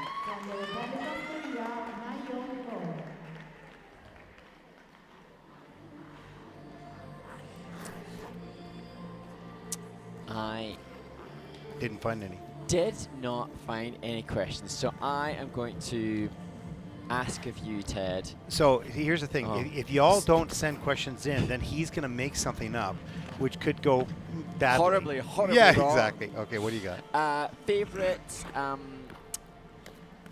ice? Oh no, we're in the women's event. Favorite women's performance of memory from the history of our sport, for these young women to go and watch and learn from. Are you talking technical or overall? What are you talking about? No, I'm coming from program components. That's what I want. I'm going to not beat about the bush here. I want to know program components, skater of note for these youngsters to go and study that you remember and enjoyed.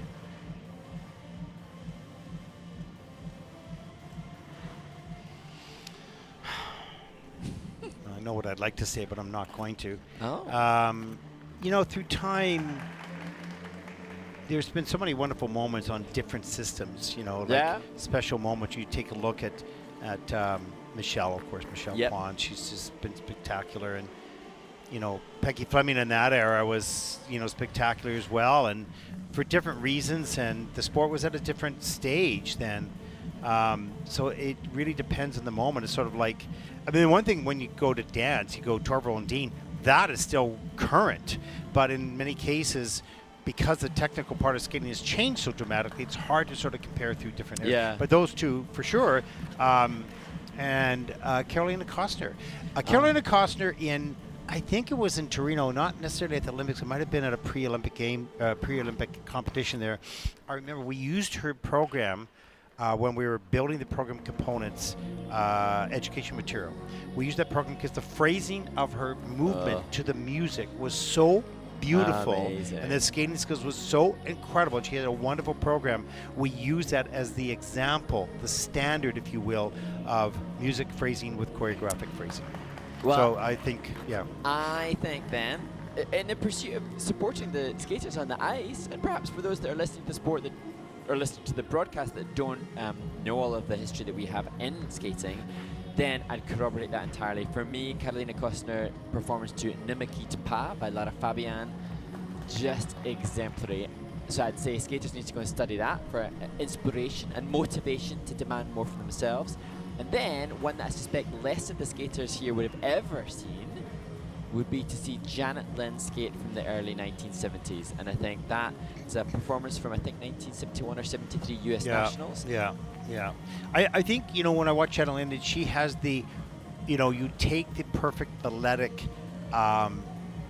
posture and positions into the music that you felt you were watching an ethereal program that took you on a journey. It was so beautiful that way.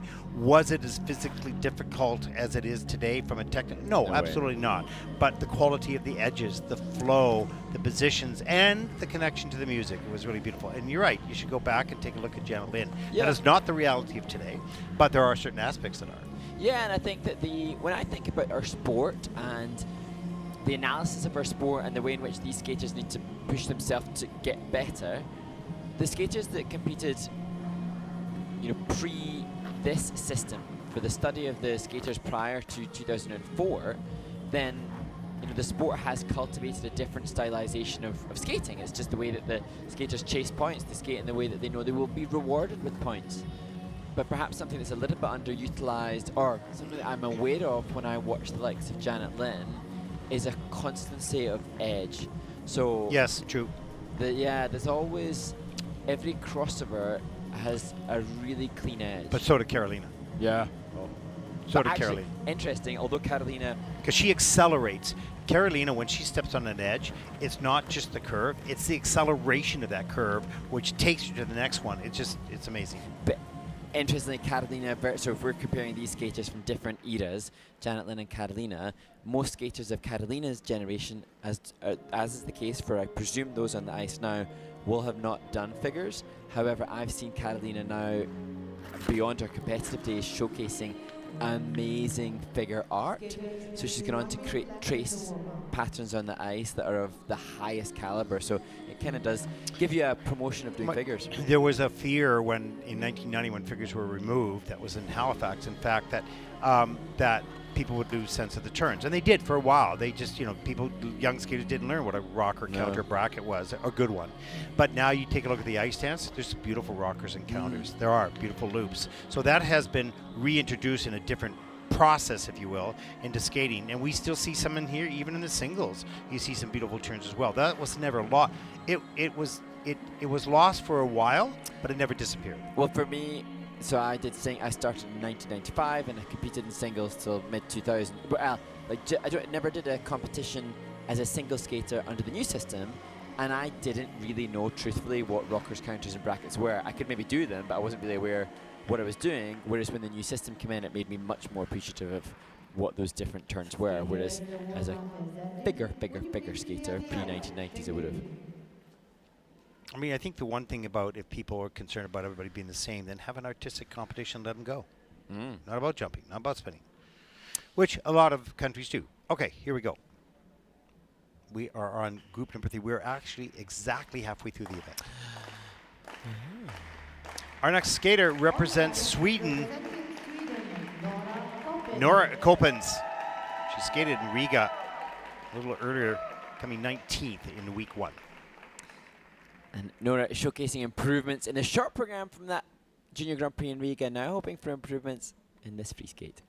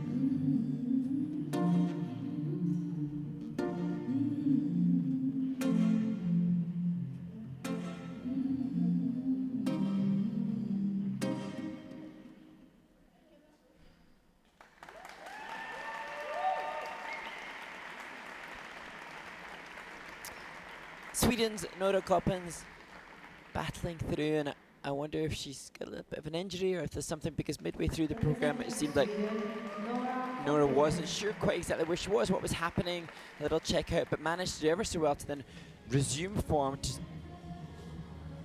produce again triple salto and double axel after a couple of falls. But you can see a little dismayed at what happened there. She just reassesses what's taking place here. Gorgeous back. She has such a supple spine that she uses wonderfully well. And here was so unfortunate. When she did the performance in Riga, she doubled the opening tulip, went for the triple here, but had the fall. However, a little bit more success with the triple flip. And this was great, the Inabar difficult entry. Yeah, usually they go into the axle, but she went right into that. Surprise. Yeah.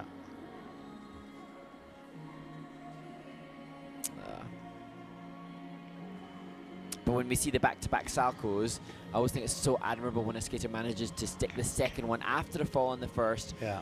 So it's showing some tenacity. You know, you can't for those young skaters. I mean, she's fierce and she fights through the elements, but the legs are a little bit tucked in the air, not quite straight and strong, and have those ankles, and that will really help with the rotations. You can see there, they're just not as tight as you're going to want to have them to be efficient in rotation. But very good, but it can get better. There's a nice fast sit spin, nicely centered, back up into the camel, which is not easy to go from the sit to the camel and keep the speed going.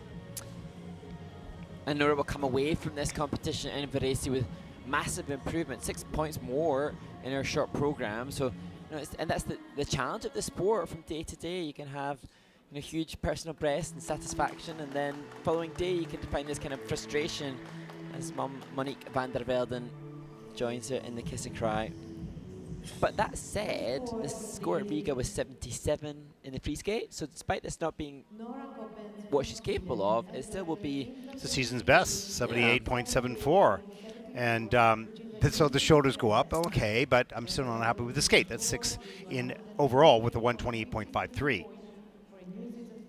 In the end of the day, if that number's higher than they expected, but they're not happy with the skate, you're not happy with the skate.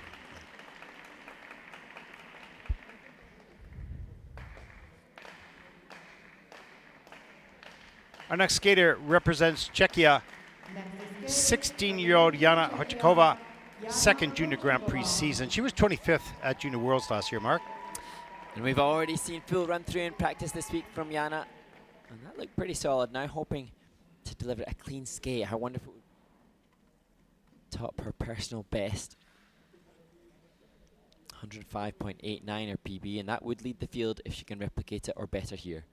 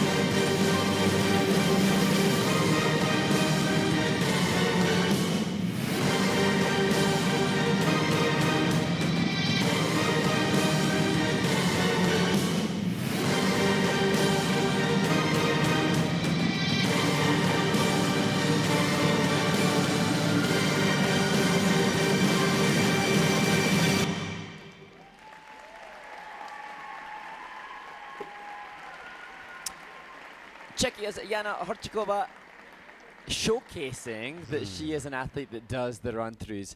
I so impressed seeing her do the full run-through earlier in the week. I referenced it in the short program, and I think you can see it now in the energy that she commits to the end of the program under the pressure of competition. If you're an athlete and you fear the pain to run through the program and you don't do that, you will not have the confidence when you go into competition, no matter what. So those athletes that are trained the best will perform the best. It doesn't mean they'll win, but they will perform to a higher level of their own capacity. If they're in shape, there'll be no inhibition about it. Oh, I can run my program, no problem. Yeah. And I don't think that Jana has the best skating skills that we've seen thus far, but I think that her the components that will go in will be the most accurate of the skater, because the judges go in a percentage of the program, and she was able to maintain her level to the end. Triple Lutz. Beautiful, tight position in the air. She might have touched down. There was under rotation on that first Lutz. Here's the loop. Look at the position in the air. Tight, straight, fast legs. And here is the triple toe loop. Look at the position. Nice. Beautiful. Easy. The Saka. Everything in control. Nothing is swinging around. Keeps the body parts, the free leg and the arms pretty close to the body core. I feel when I watch Jana that the word professional comes to mind. I feel like she's she was professional in her approach, and she's been professional in her delivery. Systematically going through things. And she was in control of everything. She didn't let anything swing or fly or around. She was in control on the entrance, takeoff, and landings. Solid program. And I've seen triple Lutz, triple toe from Jana. She didn't choose as hard a technical plan program content as she can do, so there's more to be revealed and released. But she's done a great job, for which she should be very proud. A big smile. The scores, please. So she had 6 triples as opposed to the 7 from Diana, the leader. She needs 105 to stay above the German Ziesecke, who leads currently. She's got her eyes closed. Oh. She's breathing heavier now than she was in the program. You don't train for the kiss and cry. That's true. Although she's... Here it is, 102.14. That is third in the free program with a total competition score of 153.40. Pretty good score. That'll put Jana into second place overall at this stage of the event.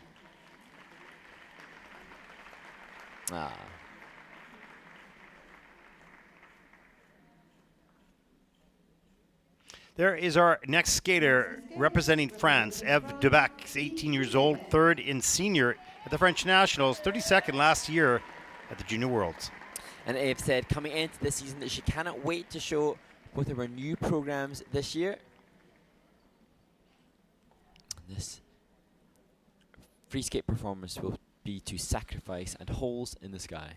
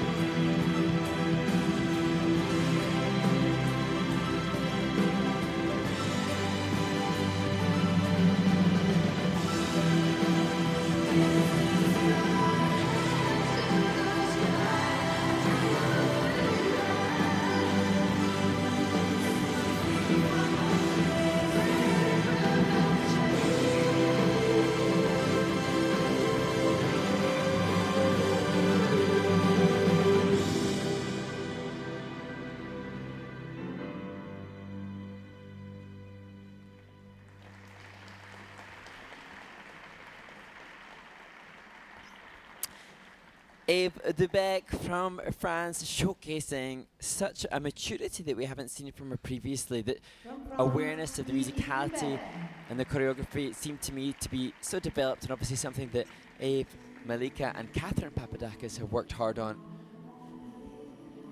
Yeah, you know, there's a certain point when these young juniors are growing up that the coaches go, oh, you know what, they're ready for something now. I think yeah. They were young kids before, now they're ready for this. We need to introduce this style, if you will, to them, and you can see that happening here. And there's obviously storytelling.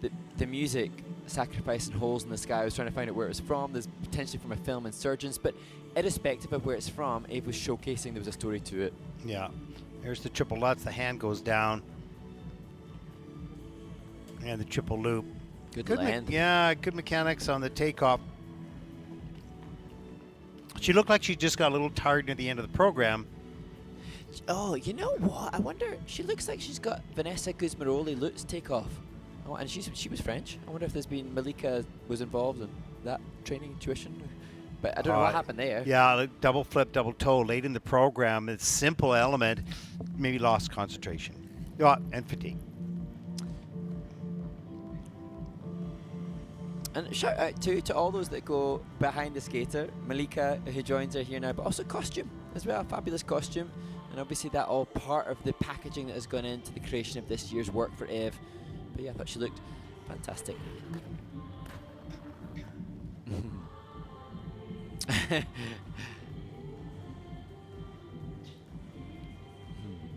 And there, a little wave from Eve to all that are supporting her back home in Rymshyna. The free program score is 88.12. That is 6 in the free program for Eve. The 141.16 total competition score, putting her for the moment into 4th place.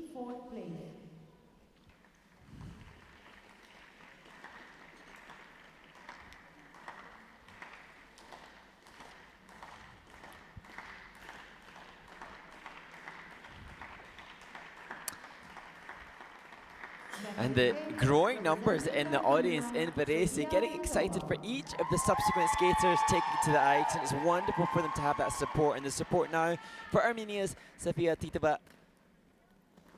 She was delighted with her short program skate, but finds herself in 15th place with eyes on moving closer towards the top 10. She will skate to the familiar music and competitive ice skating of Tango de Roxanne.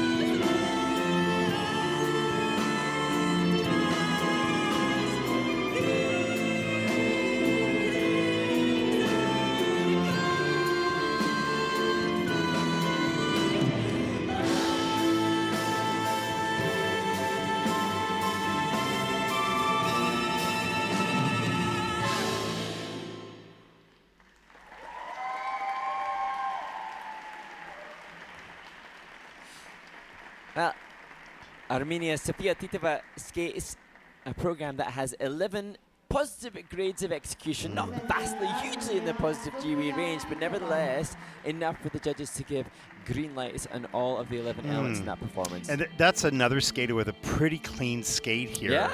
You know, pretty solid. And you can see there's a number of skaters in the middle group that could, given a certain improvement in a certain area, speed perhaps, or connection with the music, jump up into that last flight because they got all the elements. And now it kind of gives us an indication as to is triple the benchmark now for the top 10, because this was a great skate with 5 triples. We've seen 7 from the leader Diana. That used to be the benchmark for the top 6, and now you're just getting in the top 10 with it. You've got to do it all now. That triple loop, good lift. Not, yeah, it's pretty good, not too bad. There's the triple Salchow, double loop that might be looked at here. We took a little, this is the choreo sequence, the mandatory element for the skaters, and just here now to analyze a little bit of the components. So we see these backwards crossovers and then into the spiral, and where Sofiia will continue to work will be increasing the ice coverage that she has on those elementary steps. So ideally removing as many crossovers but making longer lasting, better quality ones. As you see, the tissue holder that I suspect is very important to her, looks well loved.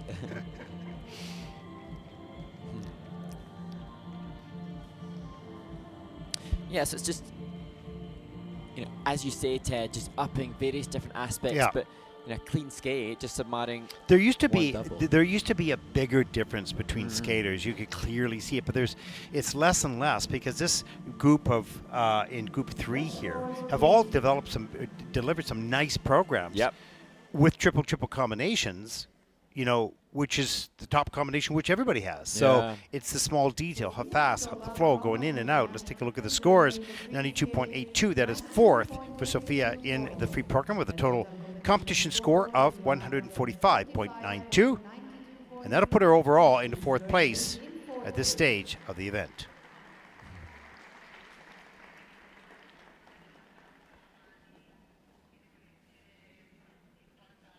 The cream of the crop keep getting better, but the group below close the gap slowly. Yeah.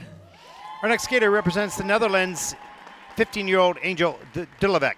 2nd Junior Grand Prix season. Mark, we had a chance to speak with her a little earlier. Really mature, eloquent young woman, now skating to La Comparsita.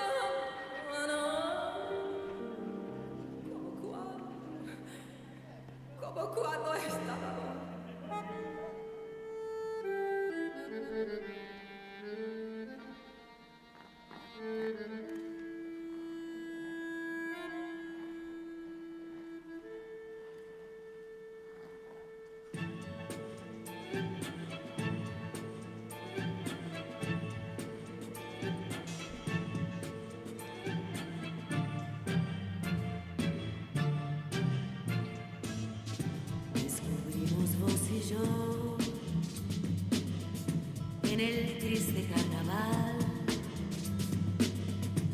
Una música brutal, melodías de dolor.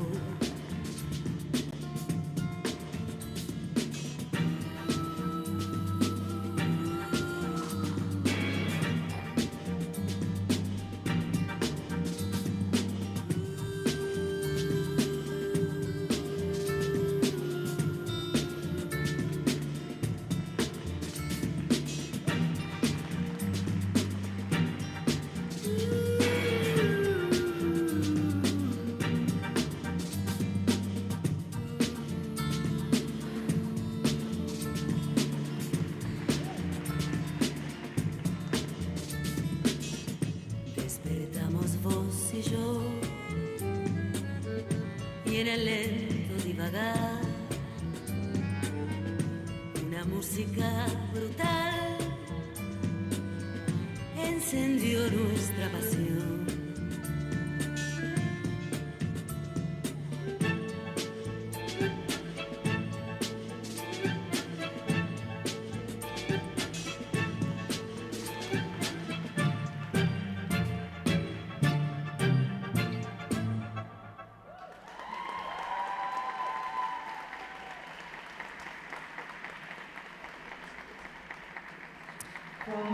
Angel Dillebach from the Netherlands.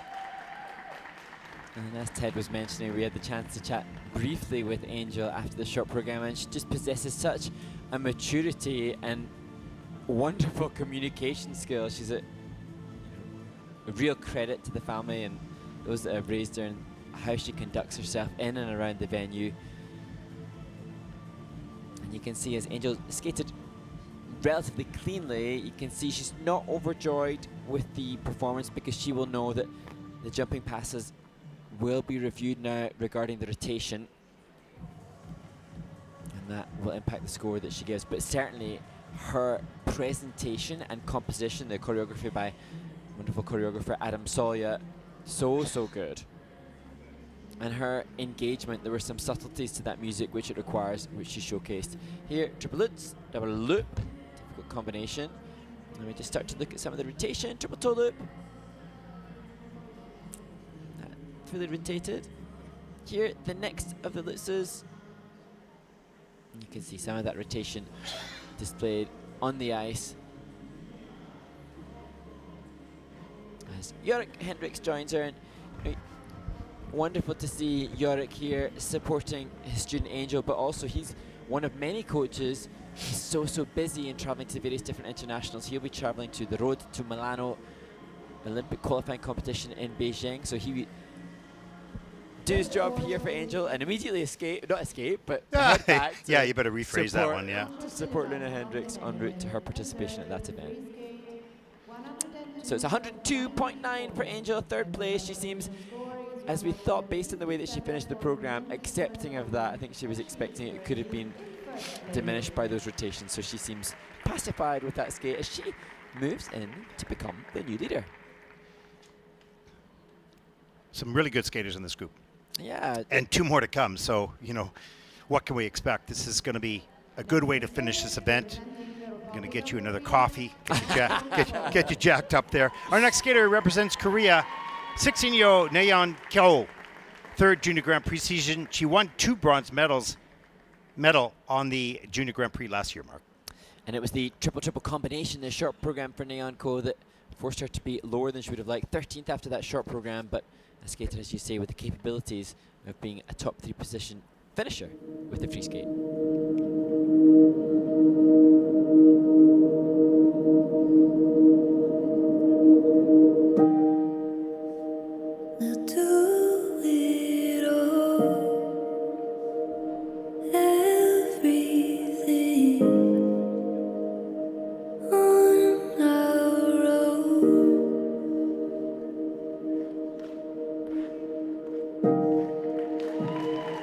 We don't need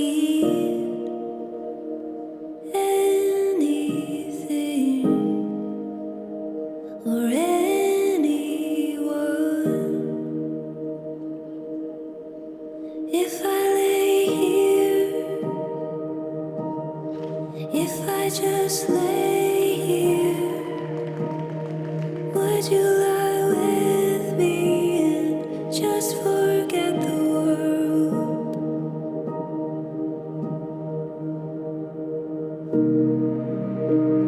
I don't quite know how to say how I feel.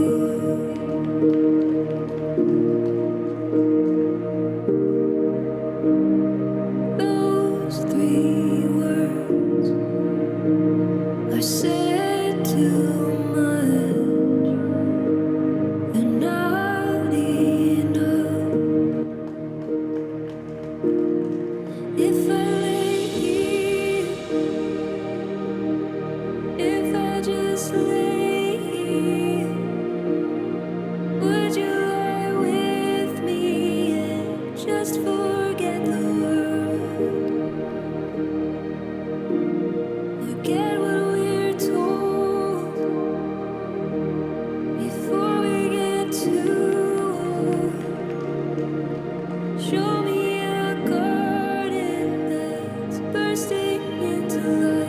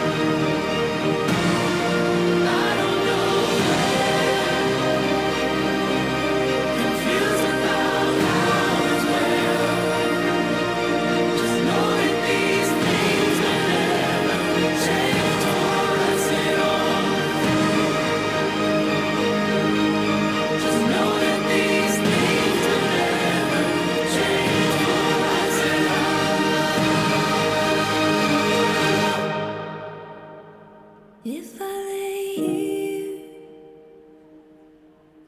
if I just lay here, would you lie with me and just forget the world?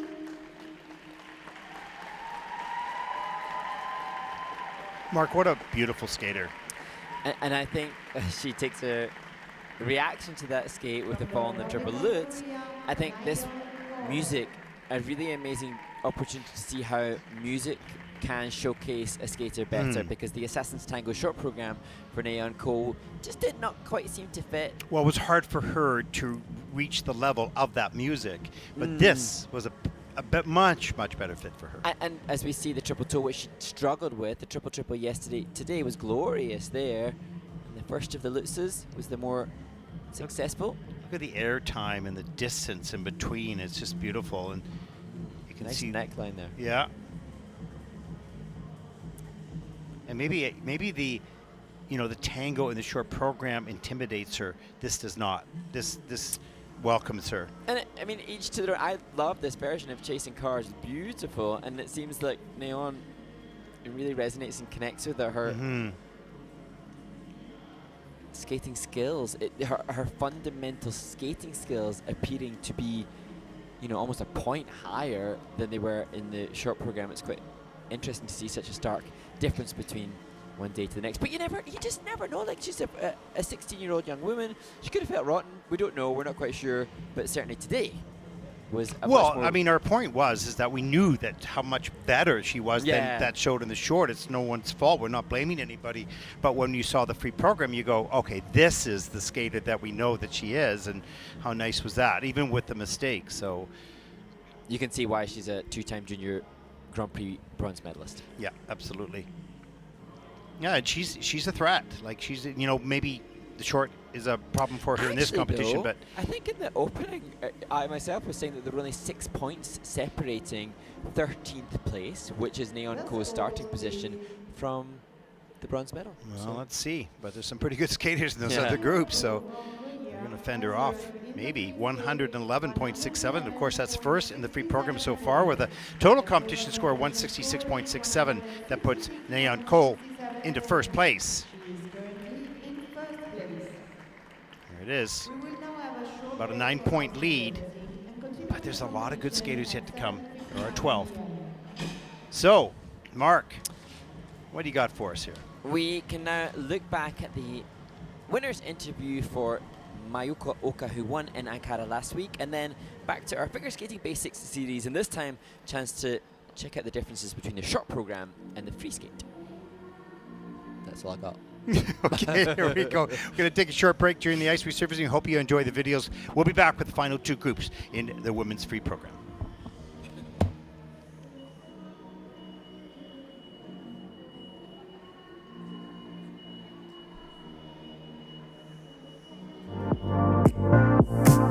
Here in Ankara with the women's champion Mayuko Oka from Japan, a 199.74 total score. Congratulations on your win, first of all. And I just wanted to ask you what your expectations were when you came here for your first Junior Grand Prix and to win here first time out. 楽しむことと思いっきり悔いの残らない演技ができるように頑張ろうという気持ちで来ました。 When you were in the Kiss and Cry and you saw your scores come up, and then later you found out you won the event, how did you feel? まさか優勝するとは思ってなかったので、点数が出た時はすごい驚きました。 Well, congratulations on your first Junior Grand Prix, on your first gold medal, and we wish you the very best as you move forward. The champion here in Ankara, Mayuko Oka from Japan.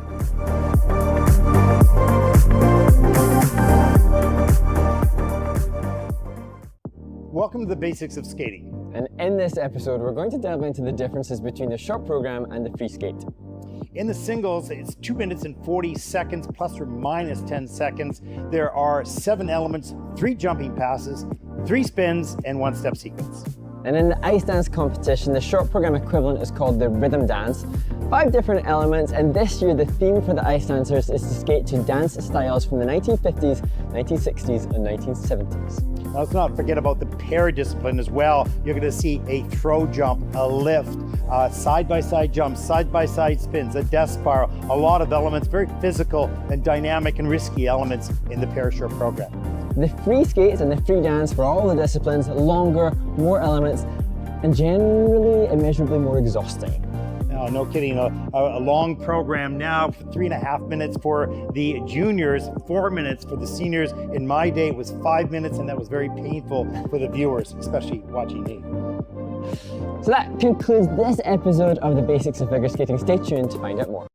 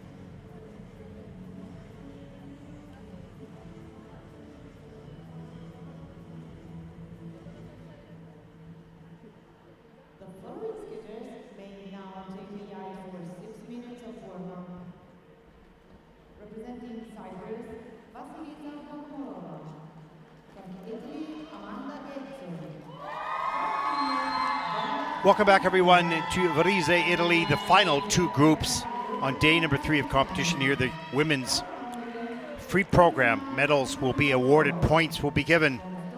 Mark, it's going to be exciting. We saw the last group was just really outstanding skaters, and the leader right now is Neon Ko from Korea.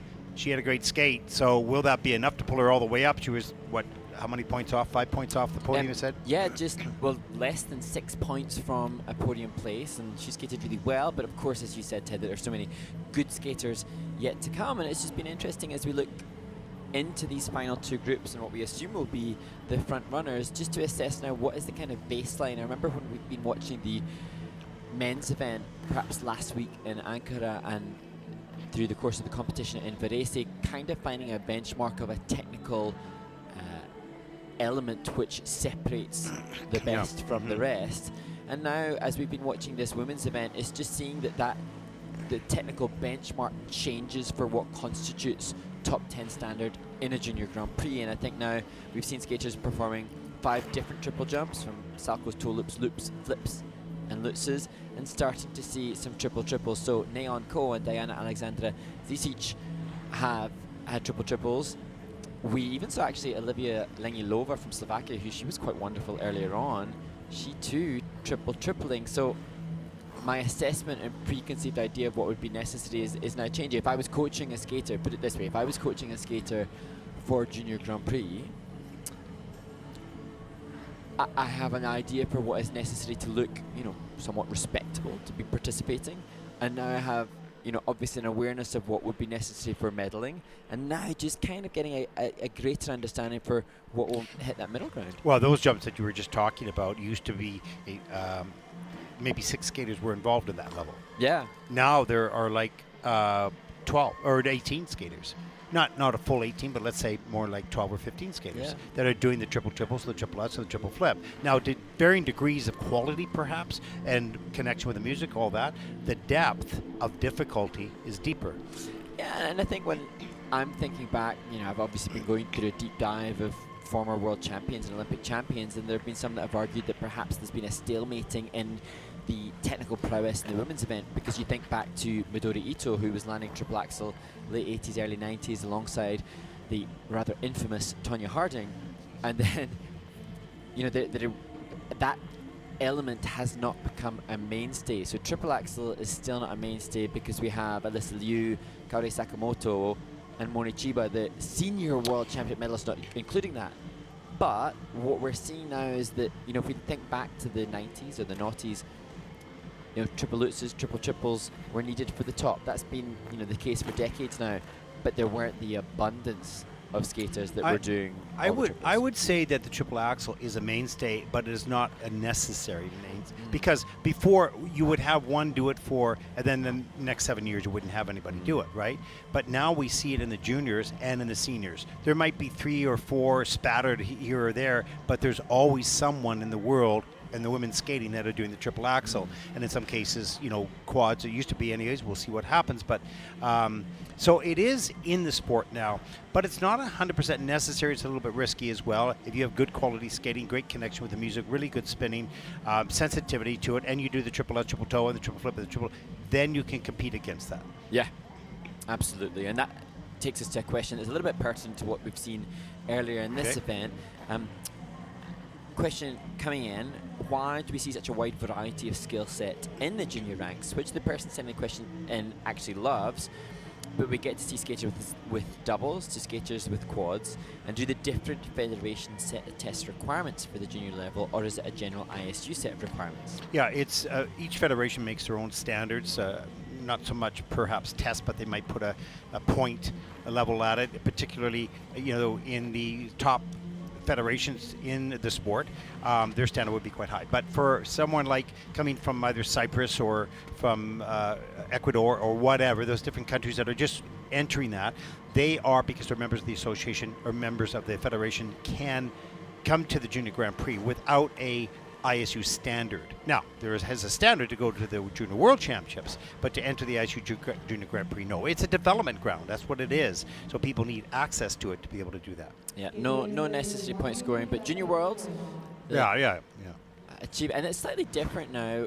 Previously, there was a certain amount of points that needed to be achieved independently in a short program and independently in a free skate, whereas now the skaters must have a minimum technical element score total between the two programs, and for the women, it's 72 points. So they must get 72 points on a technical element score across both programs, and they can take their best technical element score from one event in the short program and then their best technical element score from a completely different event in the free program, but provided they can prove that they have achieved those points at a certain level of competition with a certain level of a panel and a certain level of international judges, then that. And you know, each one of the federations are looking not only for the present because they want to get those skaters to the Junior Grand Prix final or points, but it's also, well, what about development for the future? So they might put a younger athlete who has certain skills on the Junior Grand Prix early for development reasons over time, and some of the other ones that are a little bit older might have 1 or 2 years left.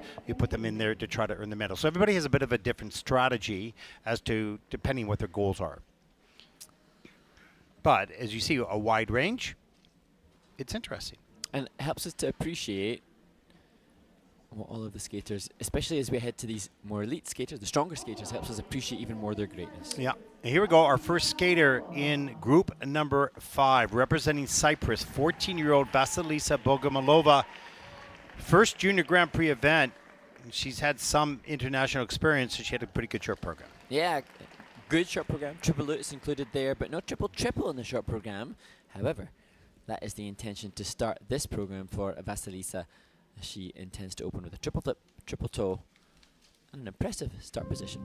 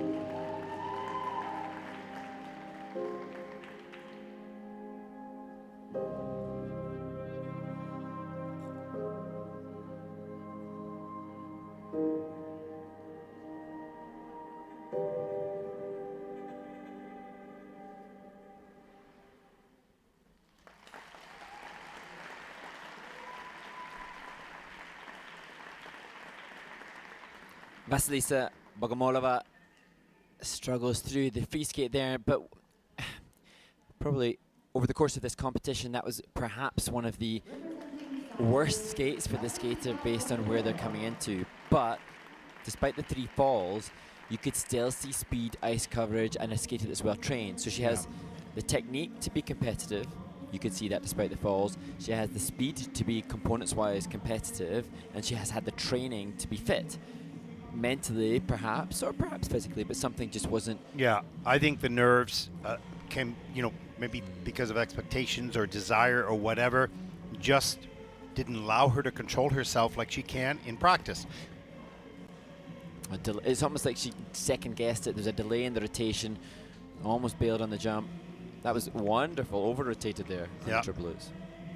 You can see the technique is there, the lift in the air, the rotation position, but it's just a little bit off, a little bit slow on this night. And there's the lift up of the double axel. That was beautiful.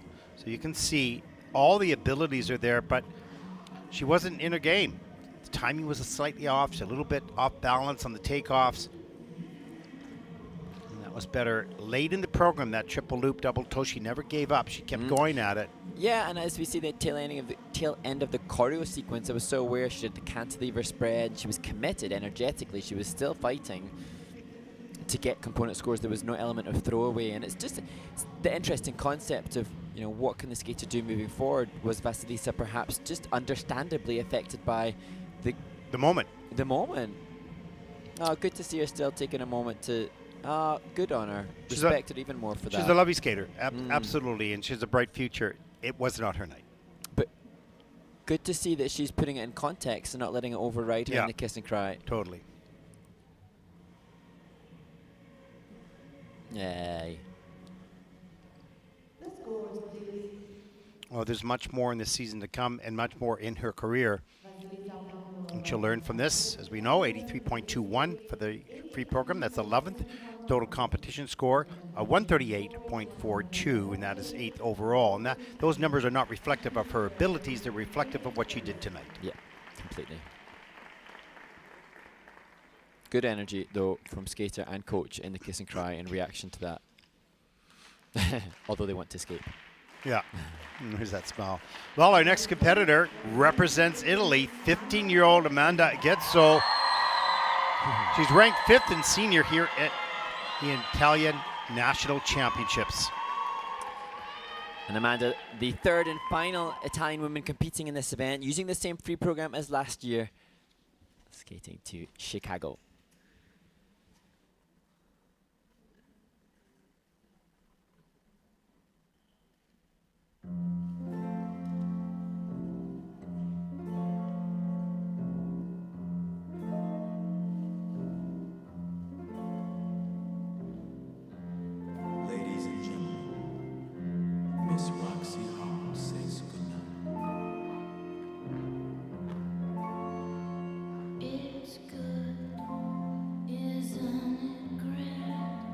Isn't it great?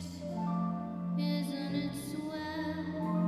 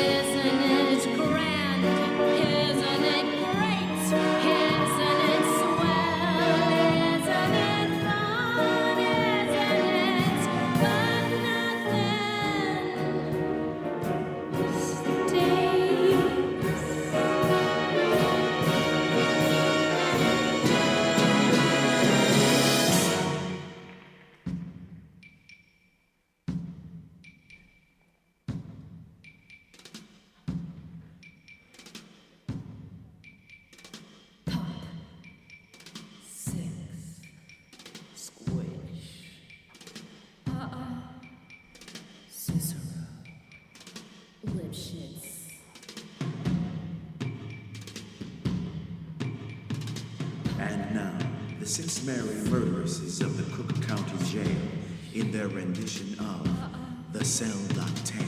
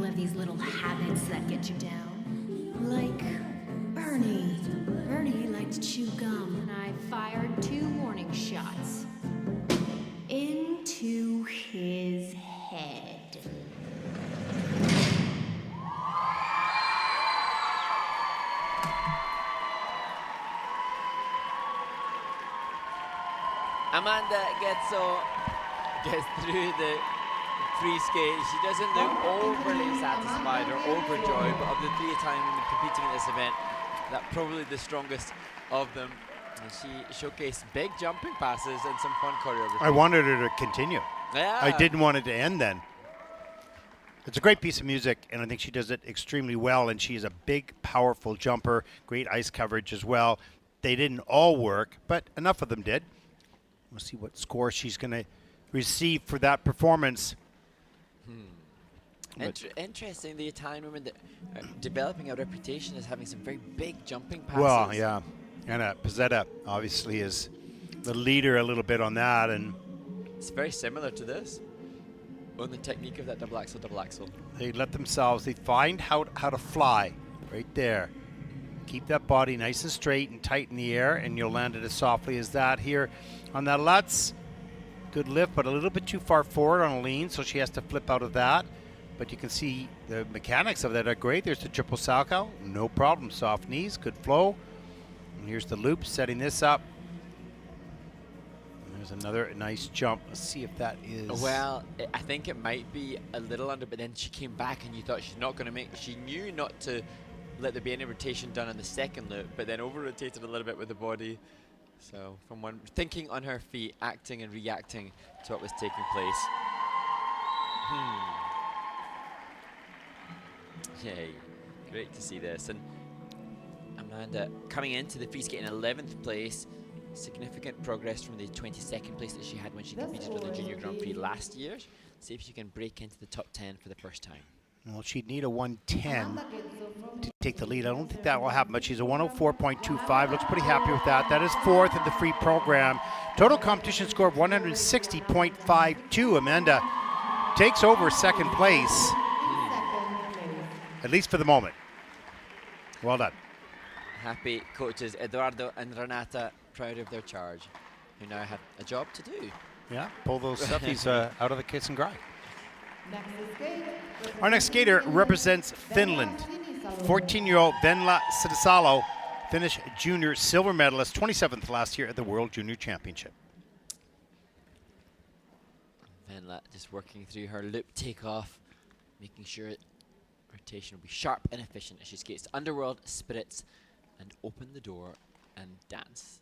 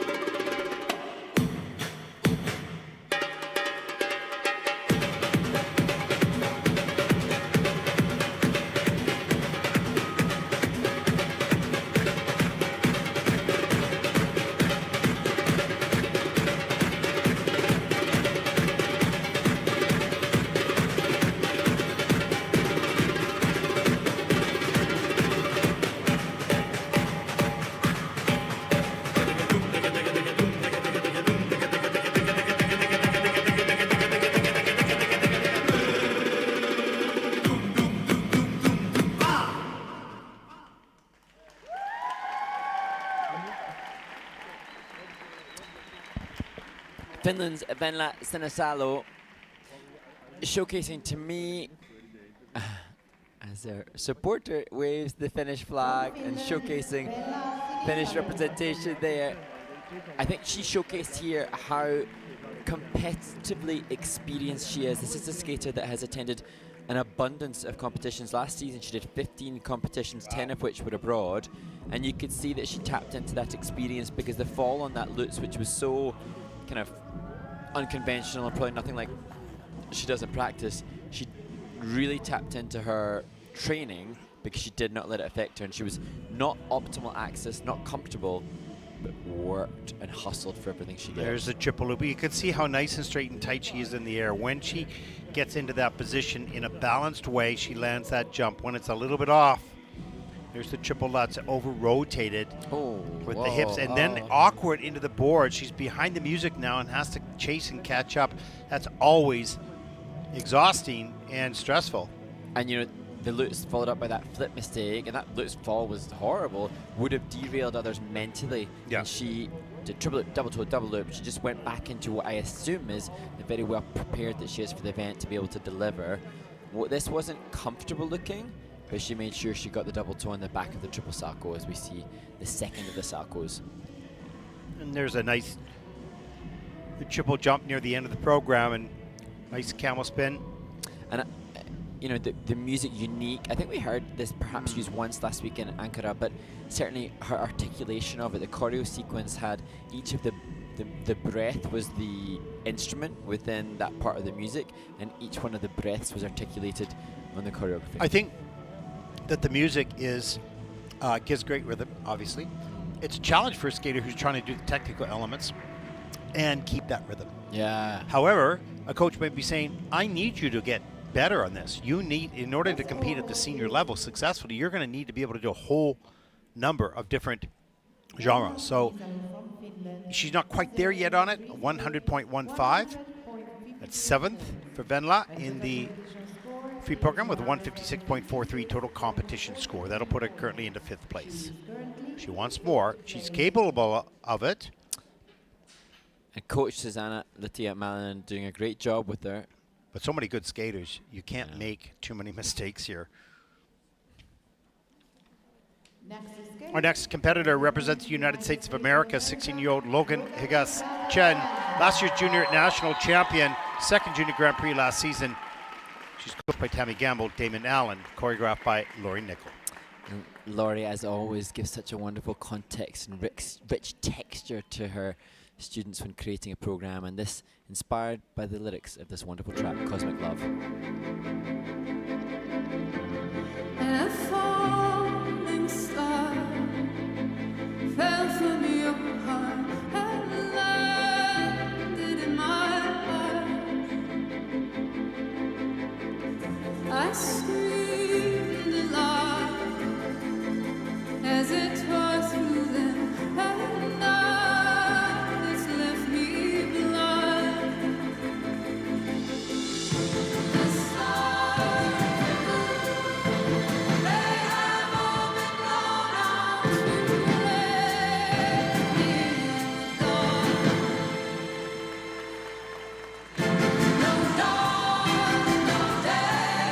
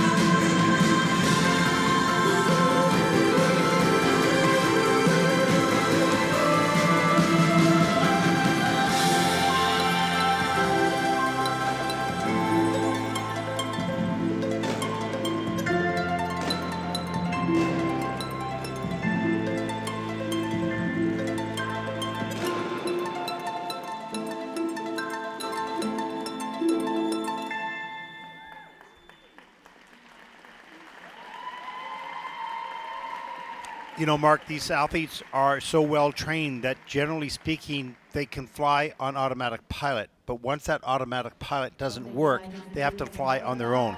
And that's difficult because when you're trained, you go out there, you run the program like you do every day. But when something goes wrong and you're not used to that, you have to find a way back. And on this day, this was very difficult for her. In fact, she never did really get back to the odd jump here or there, yes. But lovely skater. Really tough day.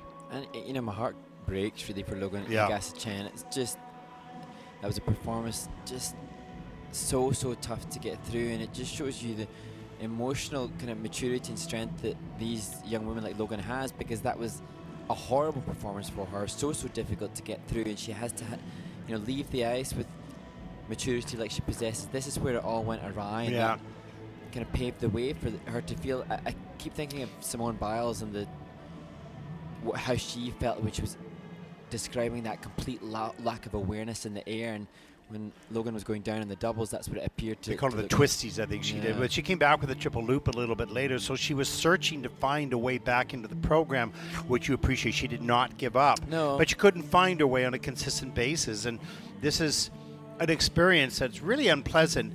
Perhaps it's, you know, needed.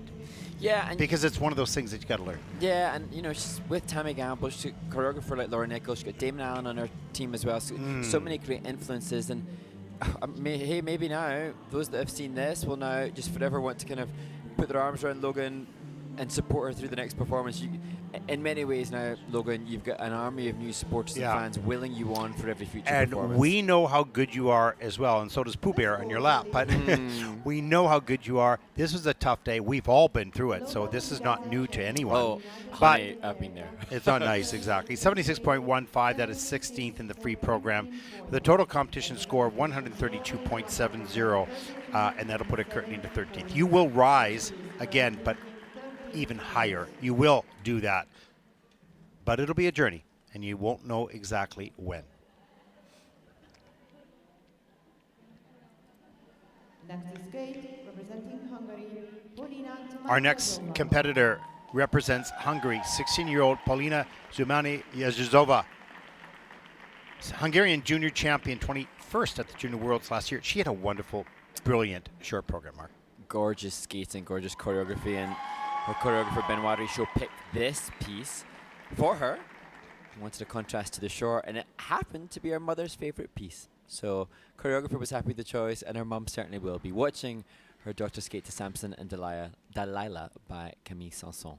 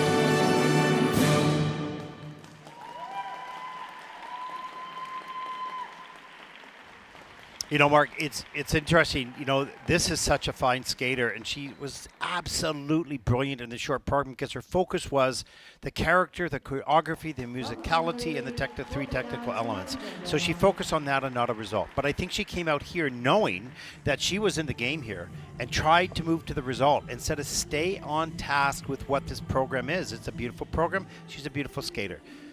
And she let one mistake go into another, go into a trip, go into a fall. I'm not being critical. I'm being analytical in that, and that's part of the process of having to learn. But I love this girl skating, and that was a really tough skate for her because I think she was trying to medal as opposed to do the program. But hey, I could be wrong.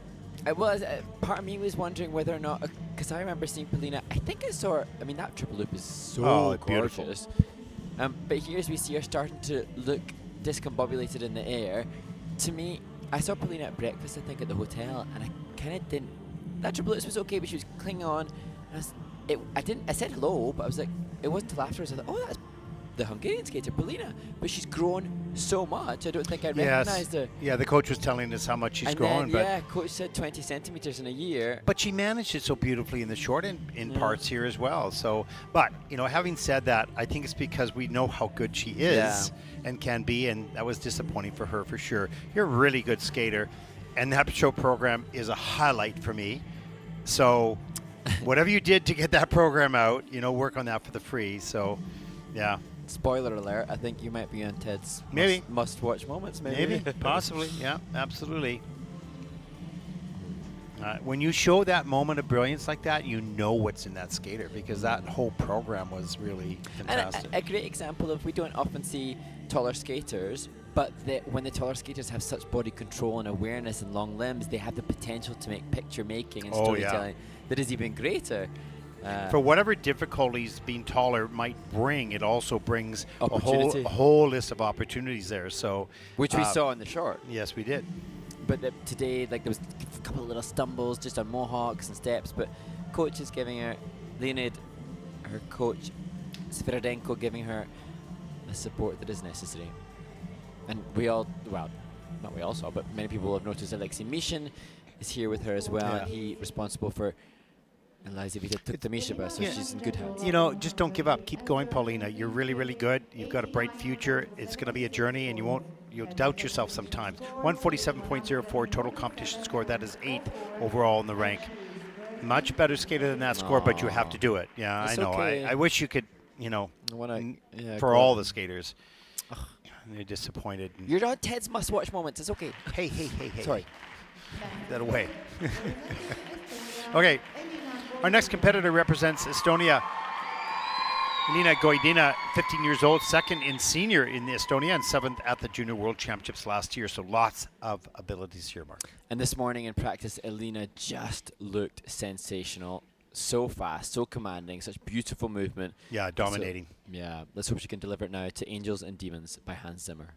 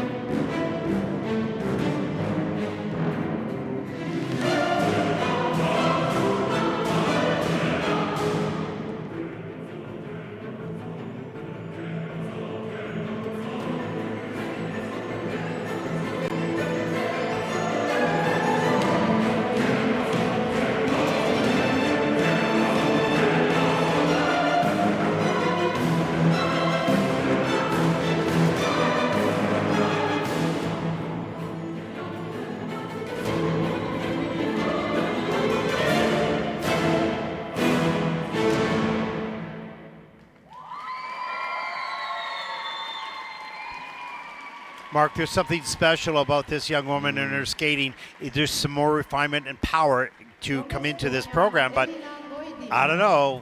She's got a little bit of the it factor. Yeah, I really rate Elena Goidina from Estonia. I really recognize that she has a potential, and I saw videos from her delivering triple axel now. She's working on that kind of element with a view, obviously, to becoming a world beater. But it's just managing to somehow get, as you've said, the elusive skate, the elusive quality. And you know, I really struggled in competition to be able to replicate practice and managed eventually to skate kind of without mistake in competition. But for the single skate, that was when I was ice dancing. For the single skaters, it's not just skating cleanly, but able to give the freedom and the ease of movement that they give in practice. This was it. Look at that. That's Elena Goidina. Yeah. That's just free, easy, glorious plus GOE. See, I maintain that this is one of the most difficult sports in the world. You know, there's the people say, oh, no, because they don't know this. But, and I played rugby, I played tennis, I played hockey, I played all those different sports. Why is this most difficult? Look at the physicality. Also, the presentation that you have in 3.5 minutes by yourself. There's no one else. It's not a team. One mistake can take down a career at the Olympic Games, right? This is a building process. So the detail which you have to learn, not just the element, not just the jump, not just the spin, not just the step, not just the choreography, then you have to apply all of that on the biggest stage by yourself. Yeah, and that's when the psychology of the sport becomes so pertinent. And to have the mental tenacity and strength of psychology at a time when you're 15 years of age and your hormones are going, you know, nutsoid, and your chemical balances in your brain are ever changing. So it's just so demanding, but she's so good. She's great. Let's look at the scores. A 114.95, that is a season's best. That is first in the free program. She casually takes that score into consideration with a 172.64, and that'll put Elena currently into first. I think she's capable of a 185, you know, closing up in a 190, but she's got some improvement to make yet. Yeah. She does. She's got some way to go, but she's capable, I believe. True. And she sits patiently until she's allowed to leave and gets a cry. Okay. The following skaters may now take And there is a look at the standings so far. Elena Goidina, Nayan Ko, and Amanda Getso from Italy, your top three so far, but 6 very good skaters to come. And Mark, after that third group, or I guess it's the fourth group, who skated so well, they skated a bit nervous. Yeah, it's interesting just to see the dynamic and the energy in the arena. And you know, I think, certainly when I've been commentating, so often I will commentate on the skating, of course, and the technical elements and the program component scores. And even during the course of the Junior Grand Prix, we have discussed perhaps the need to dig a little bit deeper into the less obvious scoring of program components. Technical element scores a bit more visually evident, program components less so.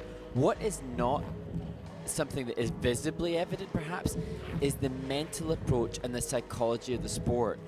And that we don't talk about a lot, but I think as we near the closing stages of this competition, it is an aspect that, whilst not particularly visible to the naked eye, is so pivotally important in the success. And then I refer back to the conversation that we had with Jason Brown earlier today, who joined us in the men's free skate commentary, when we discussed Roheen Ward. And Roheen Ward was arguably, I think, you know, potentially the best skater I've ever seen. Well, he was one of the most, he was magical. When you saw it, you couldn't believe what he could do. Not a lot of people saw him. I mean, in the States they did, but the rest of the world didn't, because he you know, all the reasons why competitors can't compete or don't compete well.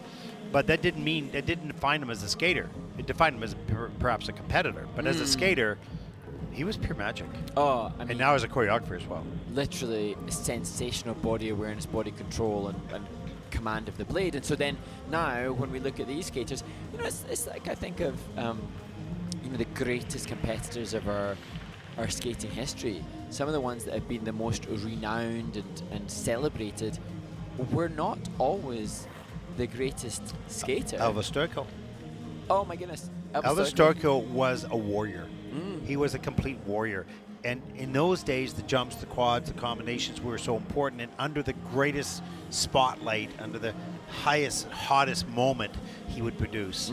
He didn't have the best spins, and he had his own style, but it was not always the most popular. Yeah. So, but he had what you needed in competition.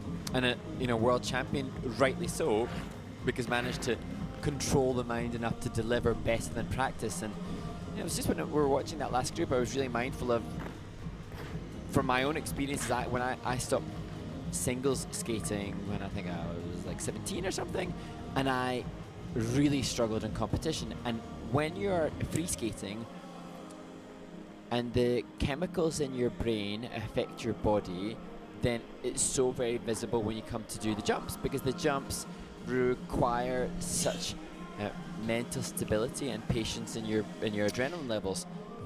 Brian Orsi said it perfect to me in an interview. He said, you have to learn to narrow your focus for those 2 seconds that you do the jump, widen your focus immediately for presentation, narrow your focus, that in and out type of narrowing your focus of psychology and your eyes and all that is so important. Who teaches that? And how do you get taught that? Or how do you learn that, right? So those skaters that are able to understand the 3.5 minutes that they've got to perform and do the sport at the same time and be able to compartmentalize each one of those aspects, those are the ones that generally can succeed. But we're just rambling on here. Yes, rambling, definitely. But also I think, it's perhaps something that's under discussed, and we see it potentially more evidently in the juniors because they're still coming to terms with they're coming to terms with the changes in their own chemicals in their brain bodies, because they're grown teenagers. up. Yeah.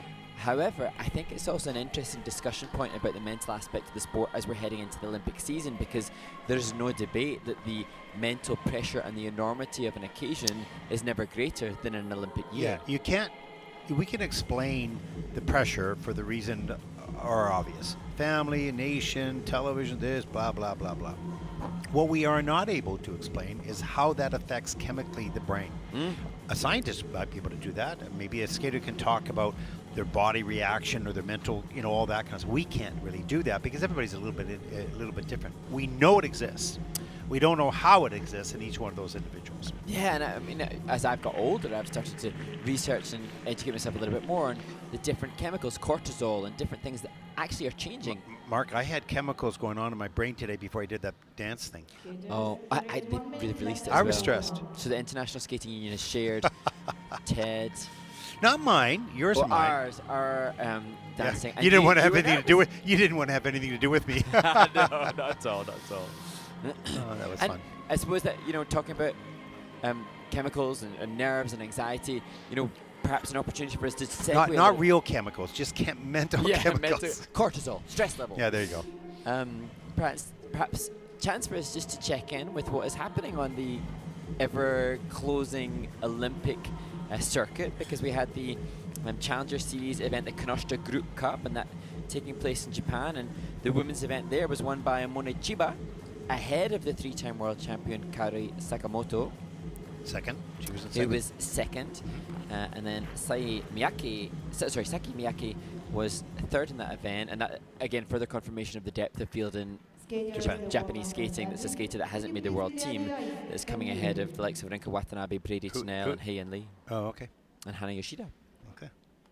Madeline Skizas. Okay. Okabe Higuchi. Okay, stop.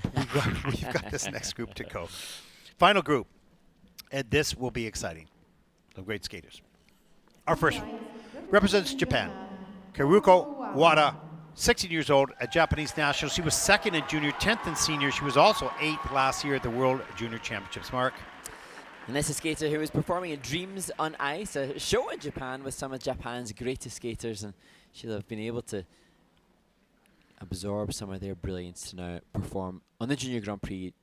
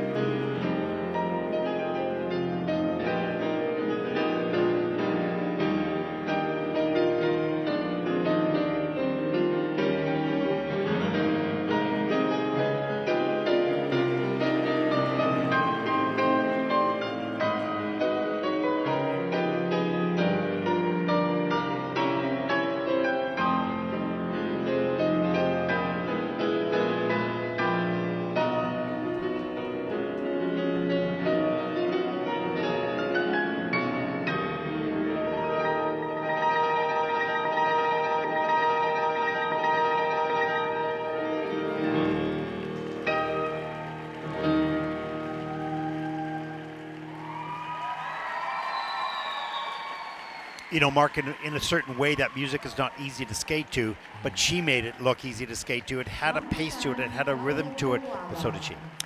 It matched. And you know, we're having spent so much of the warm-up just talking about how challenging it is to deliver under the pressure of competition when your brain is dealing with increased nerves that you don't experience in competition.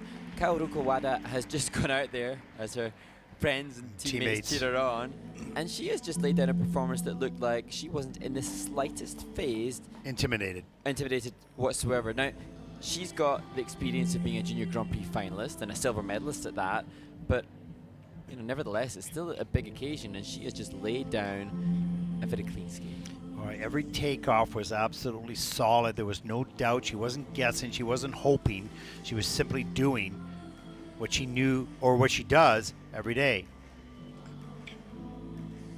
And here I thought there was a wonderful depth of left forward outside edge. She could just lock out that knee and turn the foot out a little bit more. And it's funny how I feel like we can critique perhaps those that skate cleanest more readily than those that have mistakes, because when it's the clean skate like this, we see the wonder, we see the triple oops as it is there, but then we can look beyond and just say, well, now what are you going to do to come up into the Malshimada realm of greatness? Well, two jump elements are on the quarter with one under rotation, so she'll lose a little bit on that, but overall, you never felt there was a shake or any concern. Her skating skills are superb. Her PCs are in the sevens, in the low sevens, low to mid sevens. She was relentless from the first note to the last. And now, for me, with the Japanese skaters, they just have such great knee action and such great use of edge, blade, and glide. Now, for Kaoruko Wada, it's just then making sure that it's aesthetically so clean and so clear. So I love the softness of the legs with regard to the flow of the blade, but there could be a bit more tension in the free legs to just make it picture perfect beautiful. Free program score for 122. Good score, 122.17 with a 180.83 total competition score for Kaoruko Wada of Japan as she takes the lead with 5 skaters to come. Now she's set the challenge for the rest. You're going to need to skate clean or almost clean if you want to beat me. Our next competitor represents the United States of America, 15-year-old Anika Chow. She started skating at the age of 3, and she says what she learns most from skating is how to handle mistakes, which helps her in her daily life. A clean skate in the practice this morning from Anika Chow. Now just time to replicate it when it counts.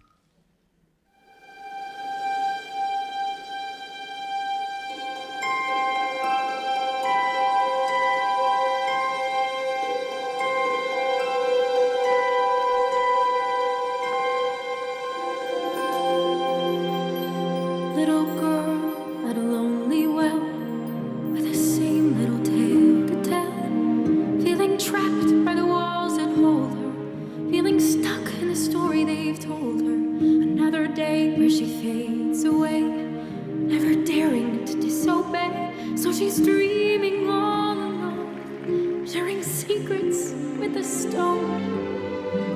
My father told me long ago, I braved a bitter storm of snow. Is that a girl I'll ever know again?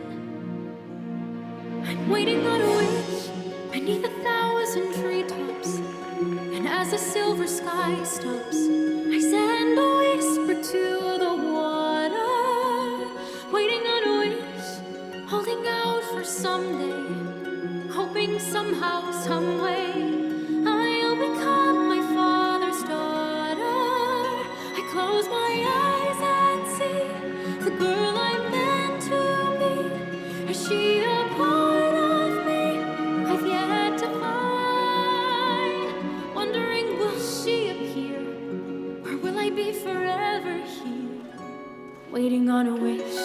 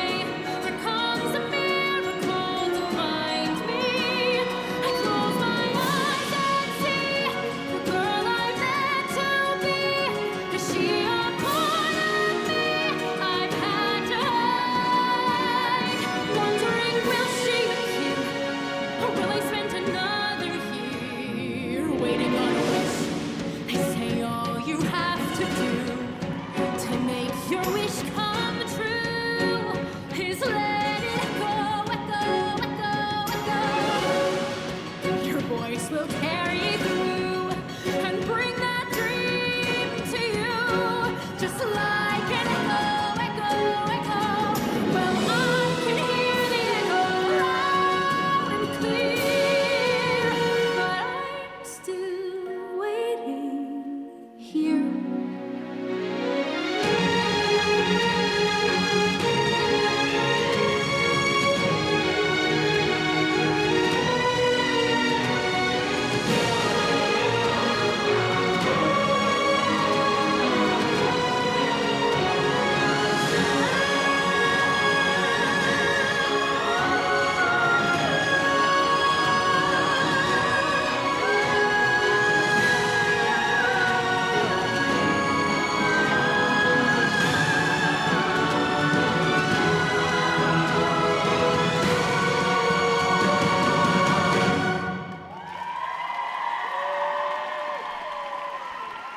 Well, when you set out to do your program, you can't do much better than that. It was delightful, it was cheerful, it was happy and inspiring. And you talked a little bit about the program choice. Well, it was interesting because her coach and choreographer, Grant Hochstein, was just explaining that it wasn't necessarily something that he was convinced that she should use for this season, and she had to try and convince him to roll with it. And she has absolutely done that and justified that. But what's interesting is they've also worked on the music edit, and they've worked with Hugo Chouinard just to make sure that the music had a dynamic finish, which the original piece didn't. And it makes sense because then it has that dynamism to finish, to allow the judges to go with the composition. And I also have to say, Ted, as we look at this triple lutz to open the program from Annika, that, you know, when a skater is willing to do a full run through in the morning practice, that's going to give the confidence to skate clean later on in the day. I think one of the reasons why is because she loves this music. Yeah. It fuels her, it drives her, and you could see that at the end of the program. Yeah, she was thrilled because it was clean, but it was also part of the character of that music. You know, it was beautiful. And you also mentioned it's a little bit, well, it was a little bit like the Disney type of thing. Yeah. But that's okay. That's inspiring. And, you know, I just thoroughly enjoyed it. Yeah, me too. But for me, there were a couple of jumps that we both went on this. Yeah. Because that Whoa, was off she hung on. axis. Yeah. But then in my head, I'm thinking she had no debate. And so we've discussed over the course of this event about mental preparation, mental tenacity, and mental nerves affecting the skate. But because she's perhaps done so many run-throughs, off axis in there doesn't affect her. She knows what that feels like and knows what to do with it. Right. Totally. Yeah. What a great skate. And like there, another example, both that lutz and that flip were just a little bit sketchy. She didn't let it go. No. Kept the back strong. That was delightful. And now again, you dig deeper to find more. So now it's like, okay, skating skills. Program is great. Grant's done a fantastic job, as we're coming to expect from him, developing his name as a brilliant choreographer. Composition good, presentation good. Now it becomes skating skills and triple triples. That's the and next look at the stage. end right here. Love that. Yeah, that's great. I mean, that was the type of performance that she wanted when she picked that music. Because the music is inspiring, and she wanted to be inspiring, and on this night, she was. Let's take a look at the scores. Annika Chow from the United States of America. A 116.38, that's second in the free program for Annika, and a total competition score of 175.75. That will also, for the moment at least, put her overall into second place, and there are 4 skaters to come, so anything is possible.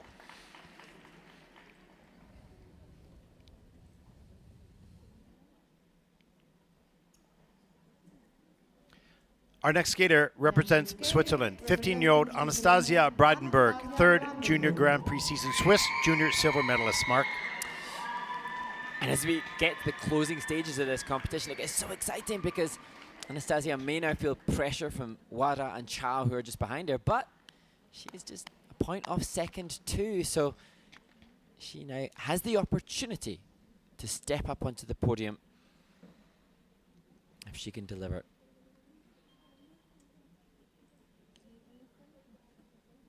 She'll skate to the Four Seasons.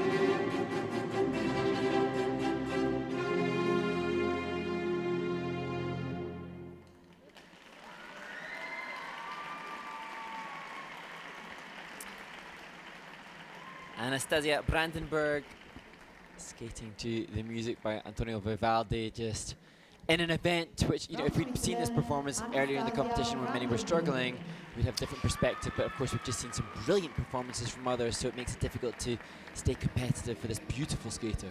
Well, the good thing about what we're seeing, not with Anastasia necessarily in this night, is you have to be almost perfectly clean in order to be on that podium.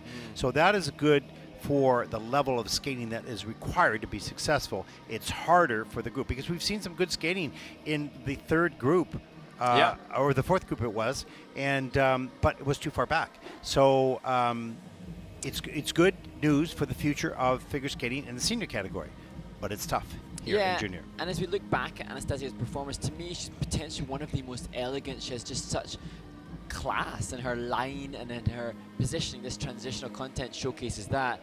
But in an event where skaters are skating cleanly, then she doesn't just need clean landings, but she needs landings with increased flow and glide. Yep. And of course, mistakes make it impossible to stay competitive in this field, unfortunately.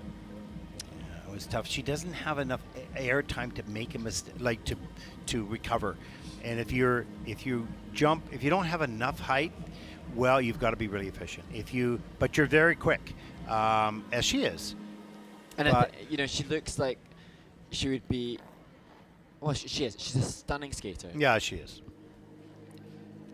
And you know, coach like Michael Huth, she's in such great hands, responsible for so many champions at ISU championship level, and you know, that's a good sign of a coach. Not just a technician, not just a manager of the sport, but a support network as well.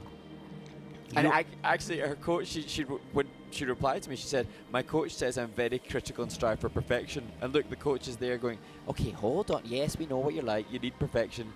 It's okay. Let it go." It's not a problem to want perfection. It's a problem to not be able to cope with imperfection. Because you can keep chasing perfection and you'll get closer, but if it drives you nuts, it drives you further away. It's hard. It's a very fine balance in high performance anything in life. Let's take a look at the scores. 92.57 for Anastasia. That's 12th in the free program with a total competition score of 152.40, and that'll put her overall into 10th place. And that hurts because she knows what she can do. That's how tough this competition is, not only here, but in all the Junior Grand Prix. That's how good these skaters are.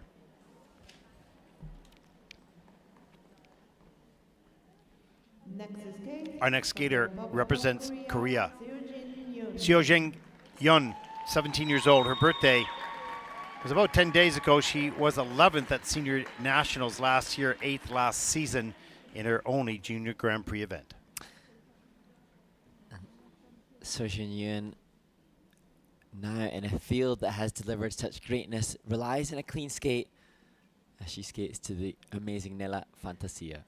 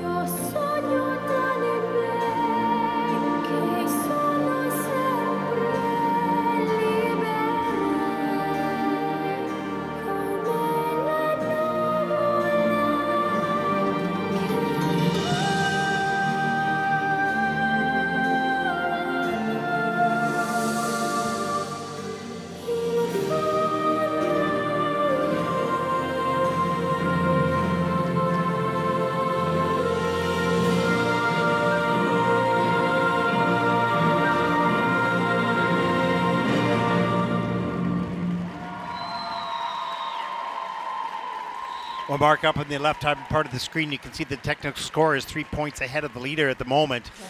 They'll have to be worked through. There are 5 elements that are under review, so that could change. But it was interesting to see Seoljin Yoon from Korea there looking a little deflated because perhaps she's aware that there are brilliant skates from Wada and Chao who are currently in first and second place. So it's perhaps the case that Young Kyung Choi probably has a better assessment of the situation. She looks happier. Yeah, totally.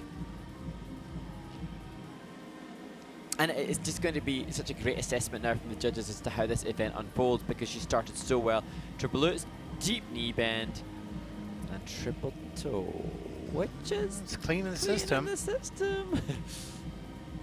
And our angle is that was good. Our camera angles are different than theirs, so that was good. Triple flip, double toe, no question there over the rotation. Great stretch. That was good camel up variation there with good maintenance of the speed. She must have been going for the 8 rotations there. In that There's a forward inside, isn't that nice? Why didn't I appreciate that more during the performance? Well, that was great. I had to take it to make sure that you saw it. Yeah, glad you did. And actually, it looked like the rotation was indisputable laterally in the program. Not sure about this one. Yeah, that one. Yeah, that's under rotating the system. Fair enough. And I love the fact that that upright variation, she was able to extend the foot and the ankle to give a pointed toe. Too many skaters flex their foot in that line. Much nicer from Seoljin. So we saw Hyun Kyung Choi have the silver medalist in the men's event earlier today. How will her women's student fare? She's been she's had a successful run in the and I think she's been on every Junior Grand Prix competition so far. Yes, she has. Yeah. Just testament to the stable of students. And she works with Nayeon Kim and Higase-Chen as well.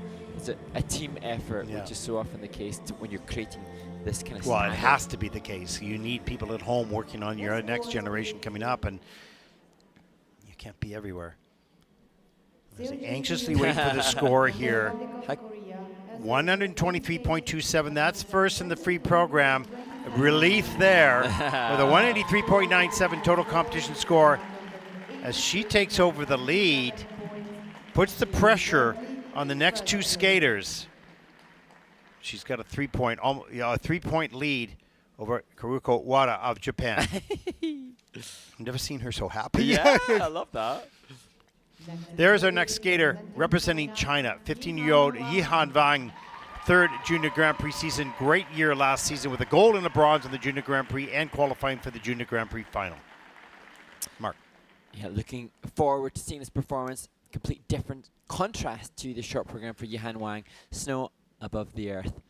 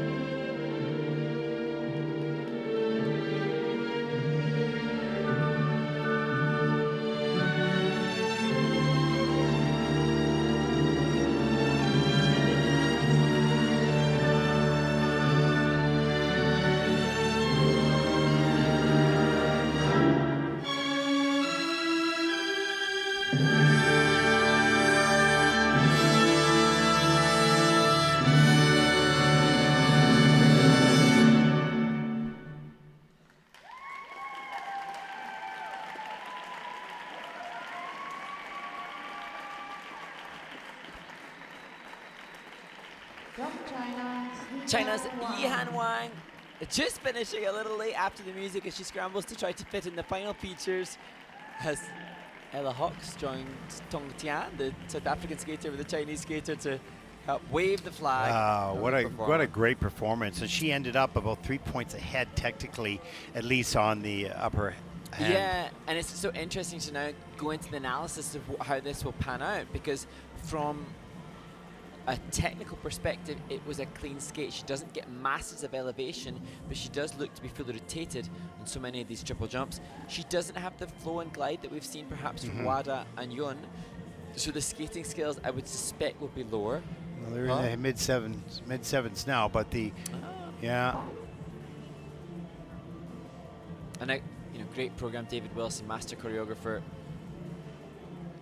I think that, yes, she does not possess the same flow and speed across the ice that the others. However, I believe this was just as clean of a program, and perhaps in some areas maybe just as tidy.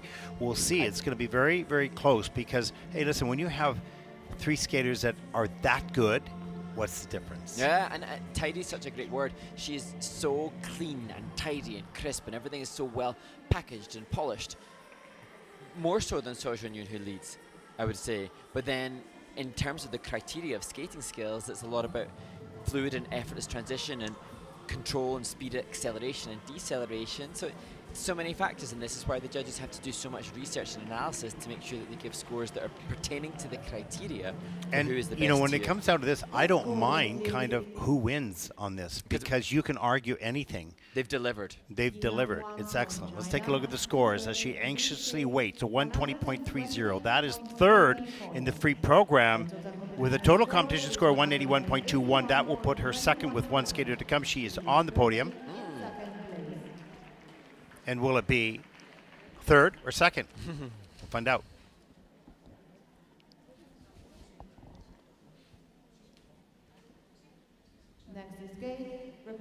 Our final skater,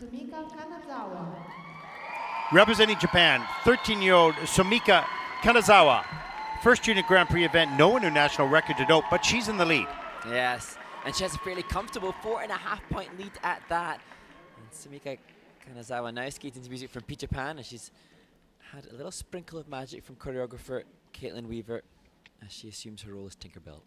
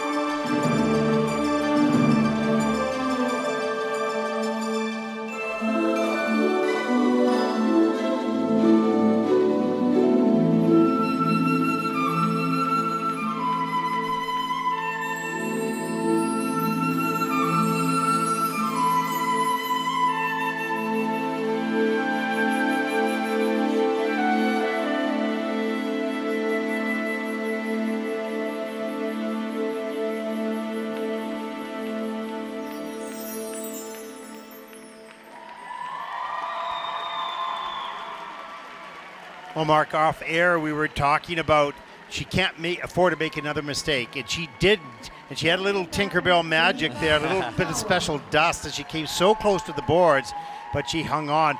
I wonder, will this be enough? It might. Well, it was so interesting to hear from one of our coaches, Mia Hamada, who was saying that they've chosen this track, this Peter Pan track, to show her youthfulness.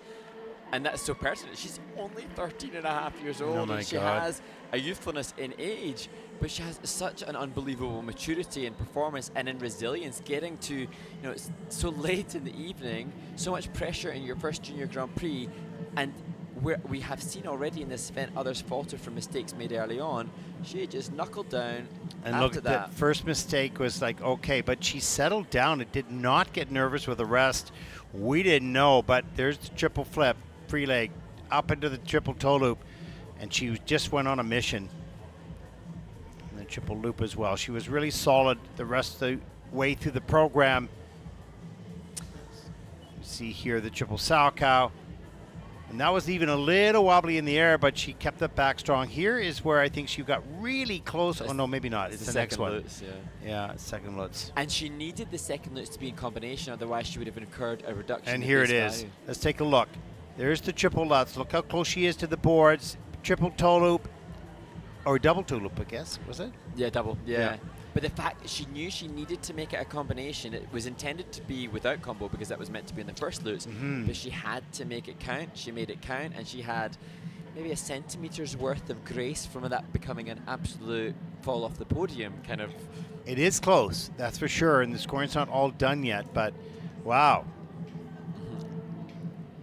That's so cool that to see a mistake of the, no, it's not cool to see a mistake, but it's cool that to see one and her say, no, I'm okay. Get back and on look, track. the fact that she has fans supporting her with stuffies, cuddly toys, with the costume pertaining to what she wears is so cool. Clasp the hands. Aw, that's fun as a 13-year-old. Little prayer. And the score is 120.40. That is third in the free program with a totals competition score of 185.77.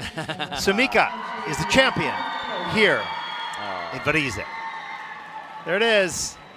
Wow, she didn't know until that final score came up. 185.77, 183.97, 181.121. And that are the scores of year three, and she had no idea. She thought she didn't do it. Ladies and gentlemen, Boy, please conclude. one more little bobble and it would have been Please stay with us. the title. There is a look at the top athletes, the top 8 skaters, Japan, Korea, China. They own the podium. Interesting to see Japan and Korea in the same order as in the men's event earlier today. Yeah. And then also, as in the men's event, an incredibly close result. Wow, that was exciting. And we saw some great skating in group number 4. Really solid programs. And then the nerves came in. Those one that were in striking distance of the podium, they got a little tight and didn't perform, but the final group, they came to the table. Hopefully those that were competing earlier in the event watch that final group and using it now as motivation for their subsequent performances later in the season. And now the excitement of the Junior Grand Prix continues to build as we move on to Bangkok, of course. And the pressure, now the points are being calculated. We are 3 events in. We have 4 more to go, so there's lots of room here. But the plot will only thicken, that's for sure. And I think, for me, I get excited now thinking about which of these junior skaters will take one of the top 6 spots at the final, knowing that they will be going into the Junior Grand Prix final where the seniors will take place in an Olympic year. What an honour it will be for these youngsters who qualify for those spots to be alongside the best in the world at the most pivotal time of their year. And how fortunate it is for us that we will be there. That'll be nice. Just before Christmas and seeing the best skaters in the world. Happy days. And that'll finish the first half of the season. Of course, after that are the national championships, and then the ISU championships and Olympic Games, etc. So we're going to set up for the medal presentation, and you can stay online to see that. Mark, you're going to be doing some interviews because next week I'm doing it all.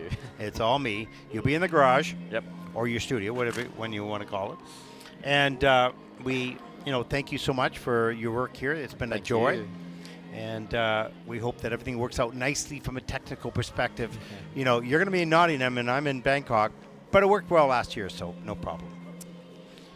And we want you to continue to send in your messages or your questions to us. Those are so important for us to help answer your questions as we go through this year, and to fill the time between the ice reserve. And I think we'll promise to then, accumulate and take note of all the interest that we get from the fans, because we want to represent the sport as best as possible, and we'll relay some of those amazing thoughts and opinions to those that continue to shape the future of our skating. Exactly.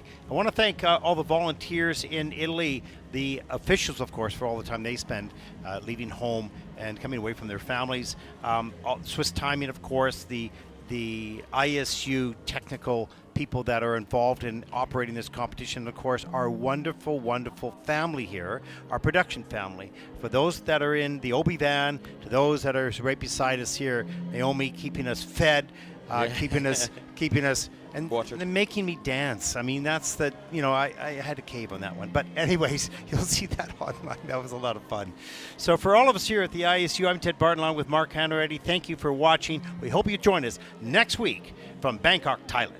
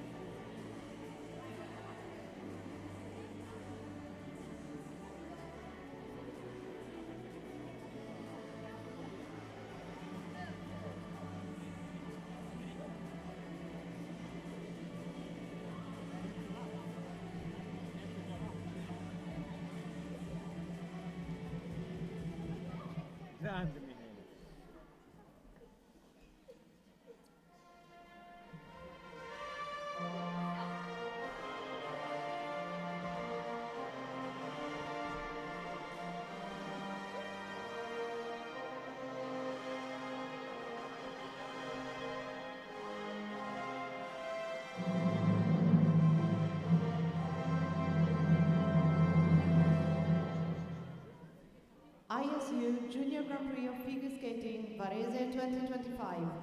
Victory Ceremony Junior Women.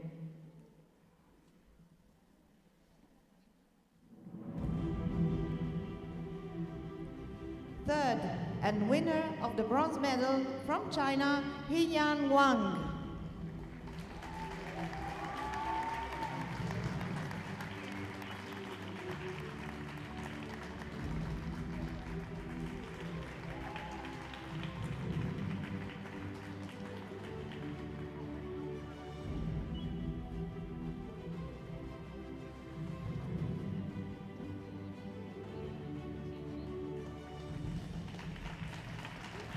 Second and winner of the silver medal from Korea, Seojin Yoon.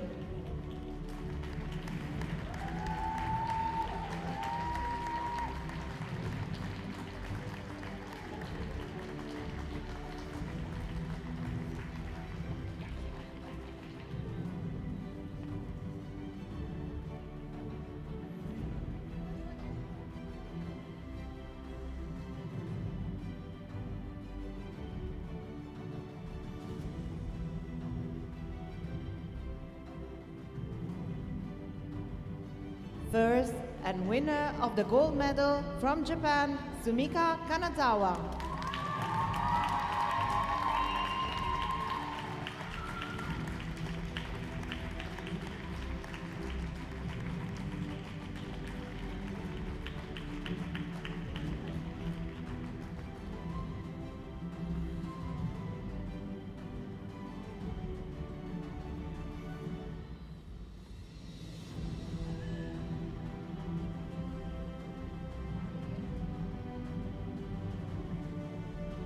Please welcome Karolina Kasnar, World Champion 2012, Bronze Medalist Olympic Winter Games, Sochi 2014. She will award the medals.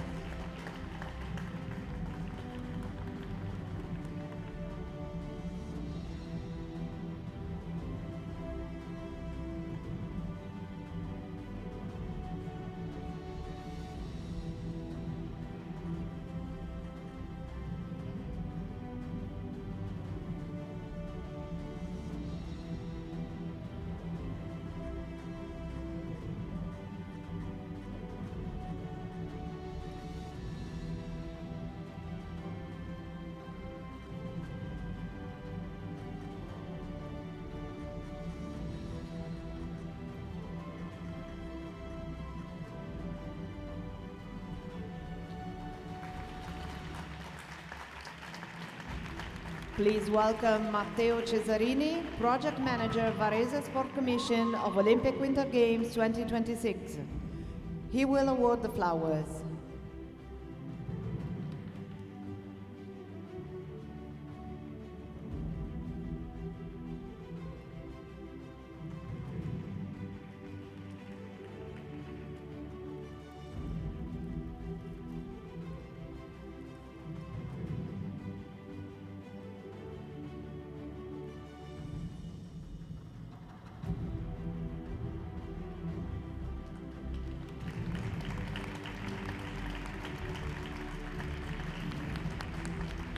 Ladies and gentlemen, if you can, please stand for the national anthem of the winner.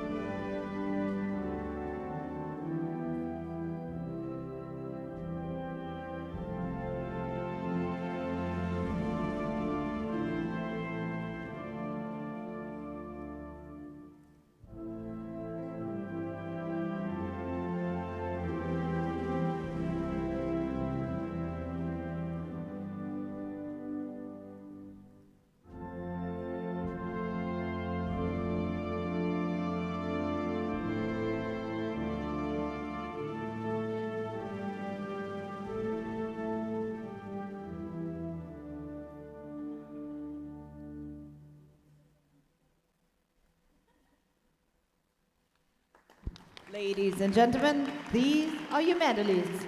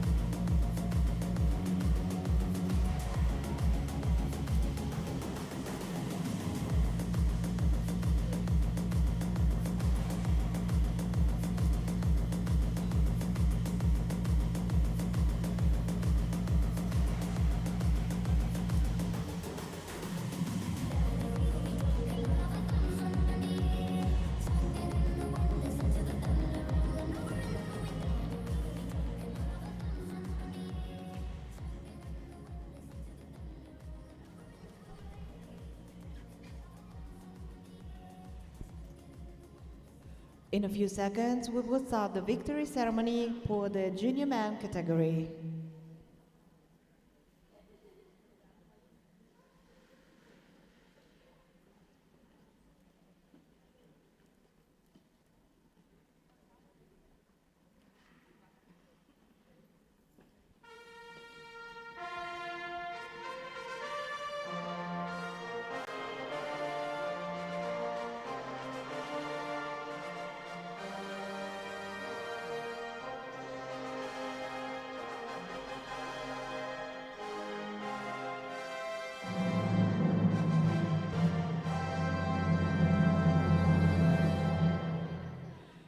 ISU Junior Grand Prix of Figure Skating, Varese 2025, Victory Ceremony, Junior Men.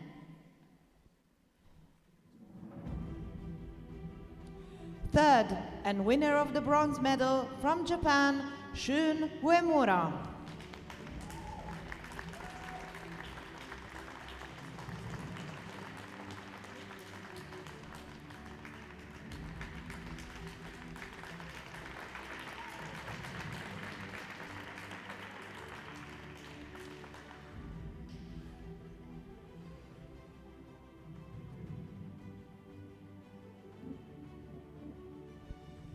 Second and winner of the silver medal from the Republic of Korea, Habin Choi.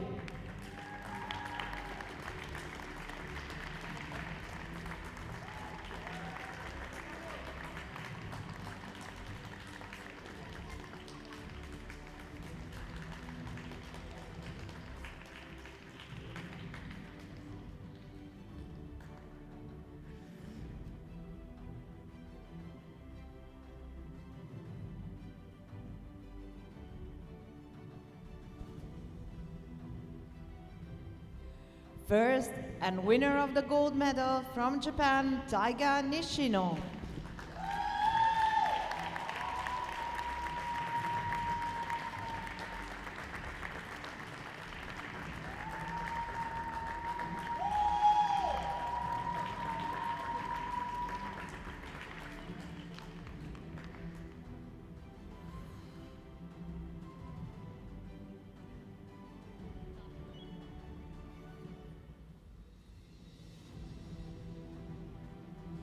Please welcome Franco Vitella, Chamber of Commerce, Varese Welcome Foundation.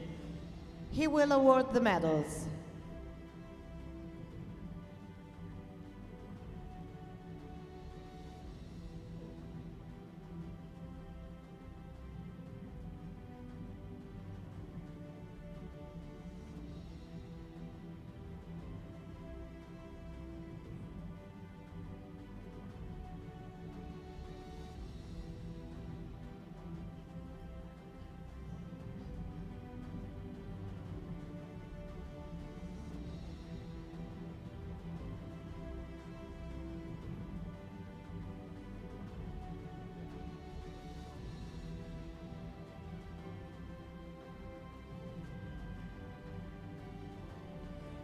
Please welcome Francesca Strazzi, representative of Italian municipalities.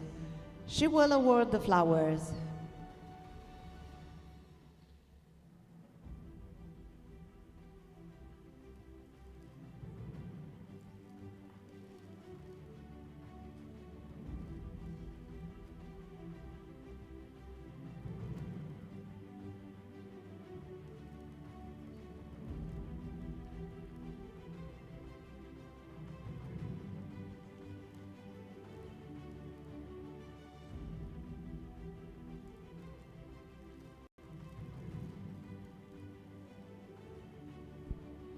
Ladies and gentlemen, if you can, please stand for the national anthem of the winner.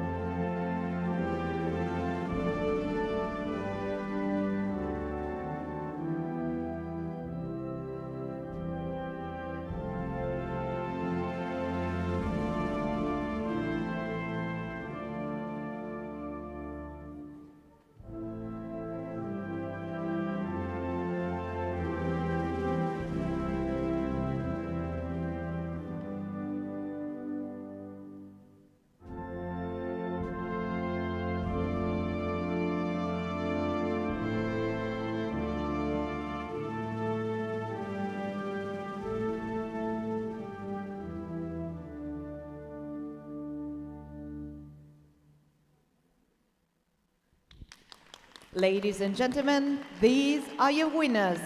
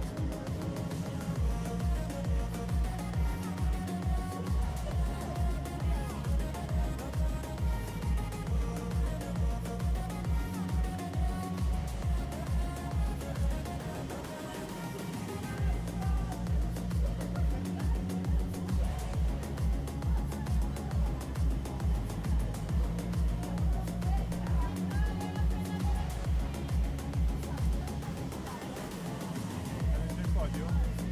Io lo il podio.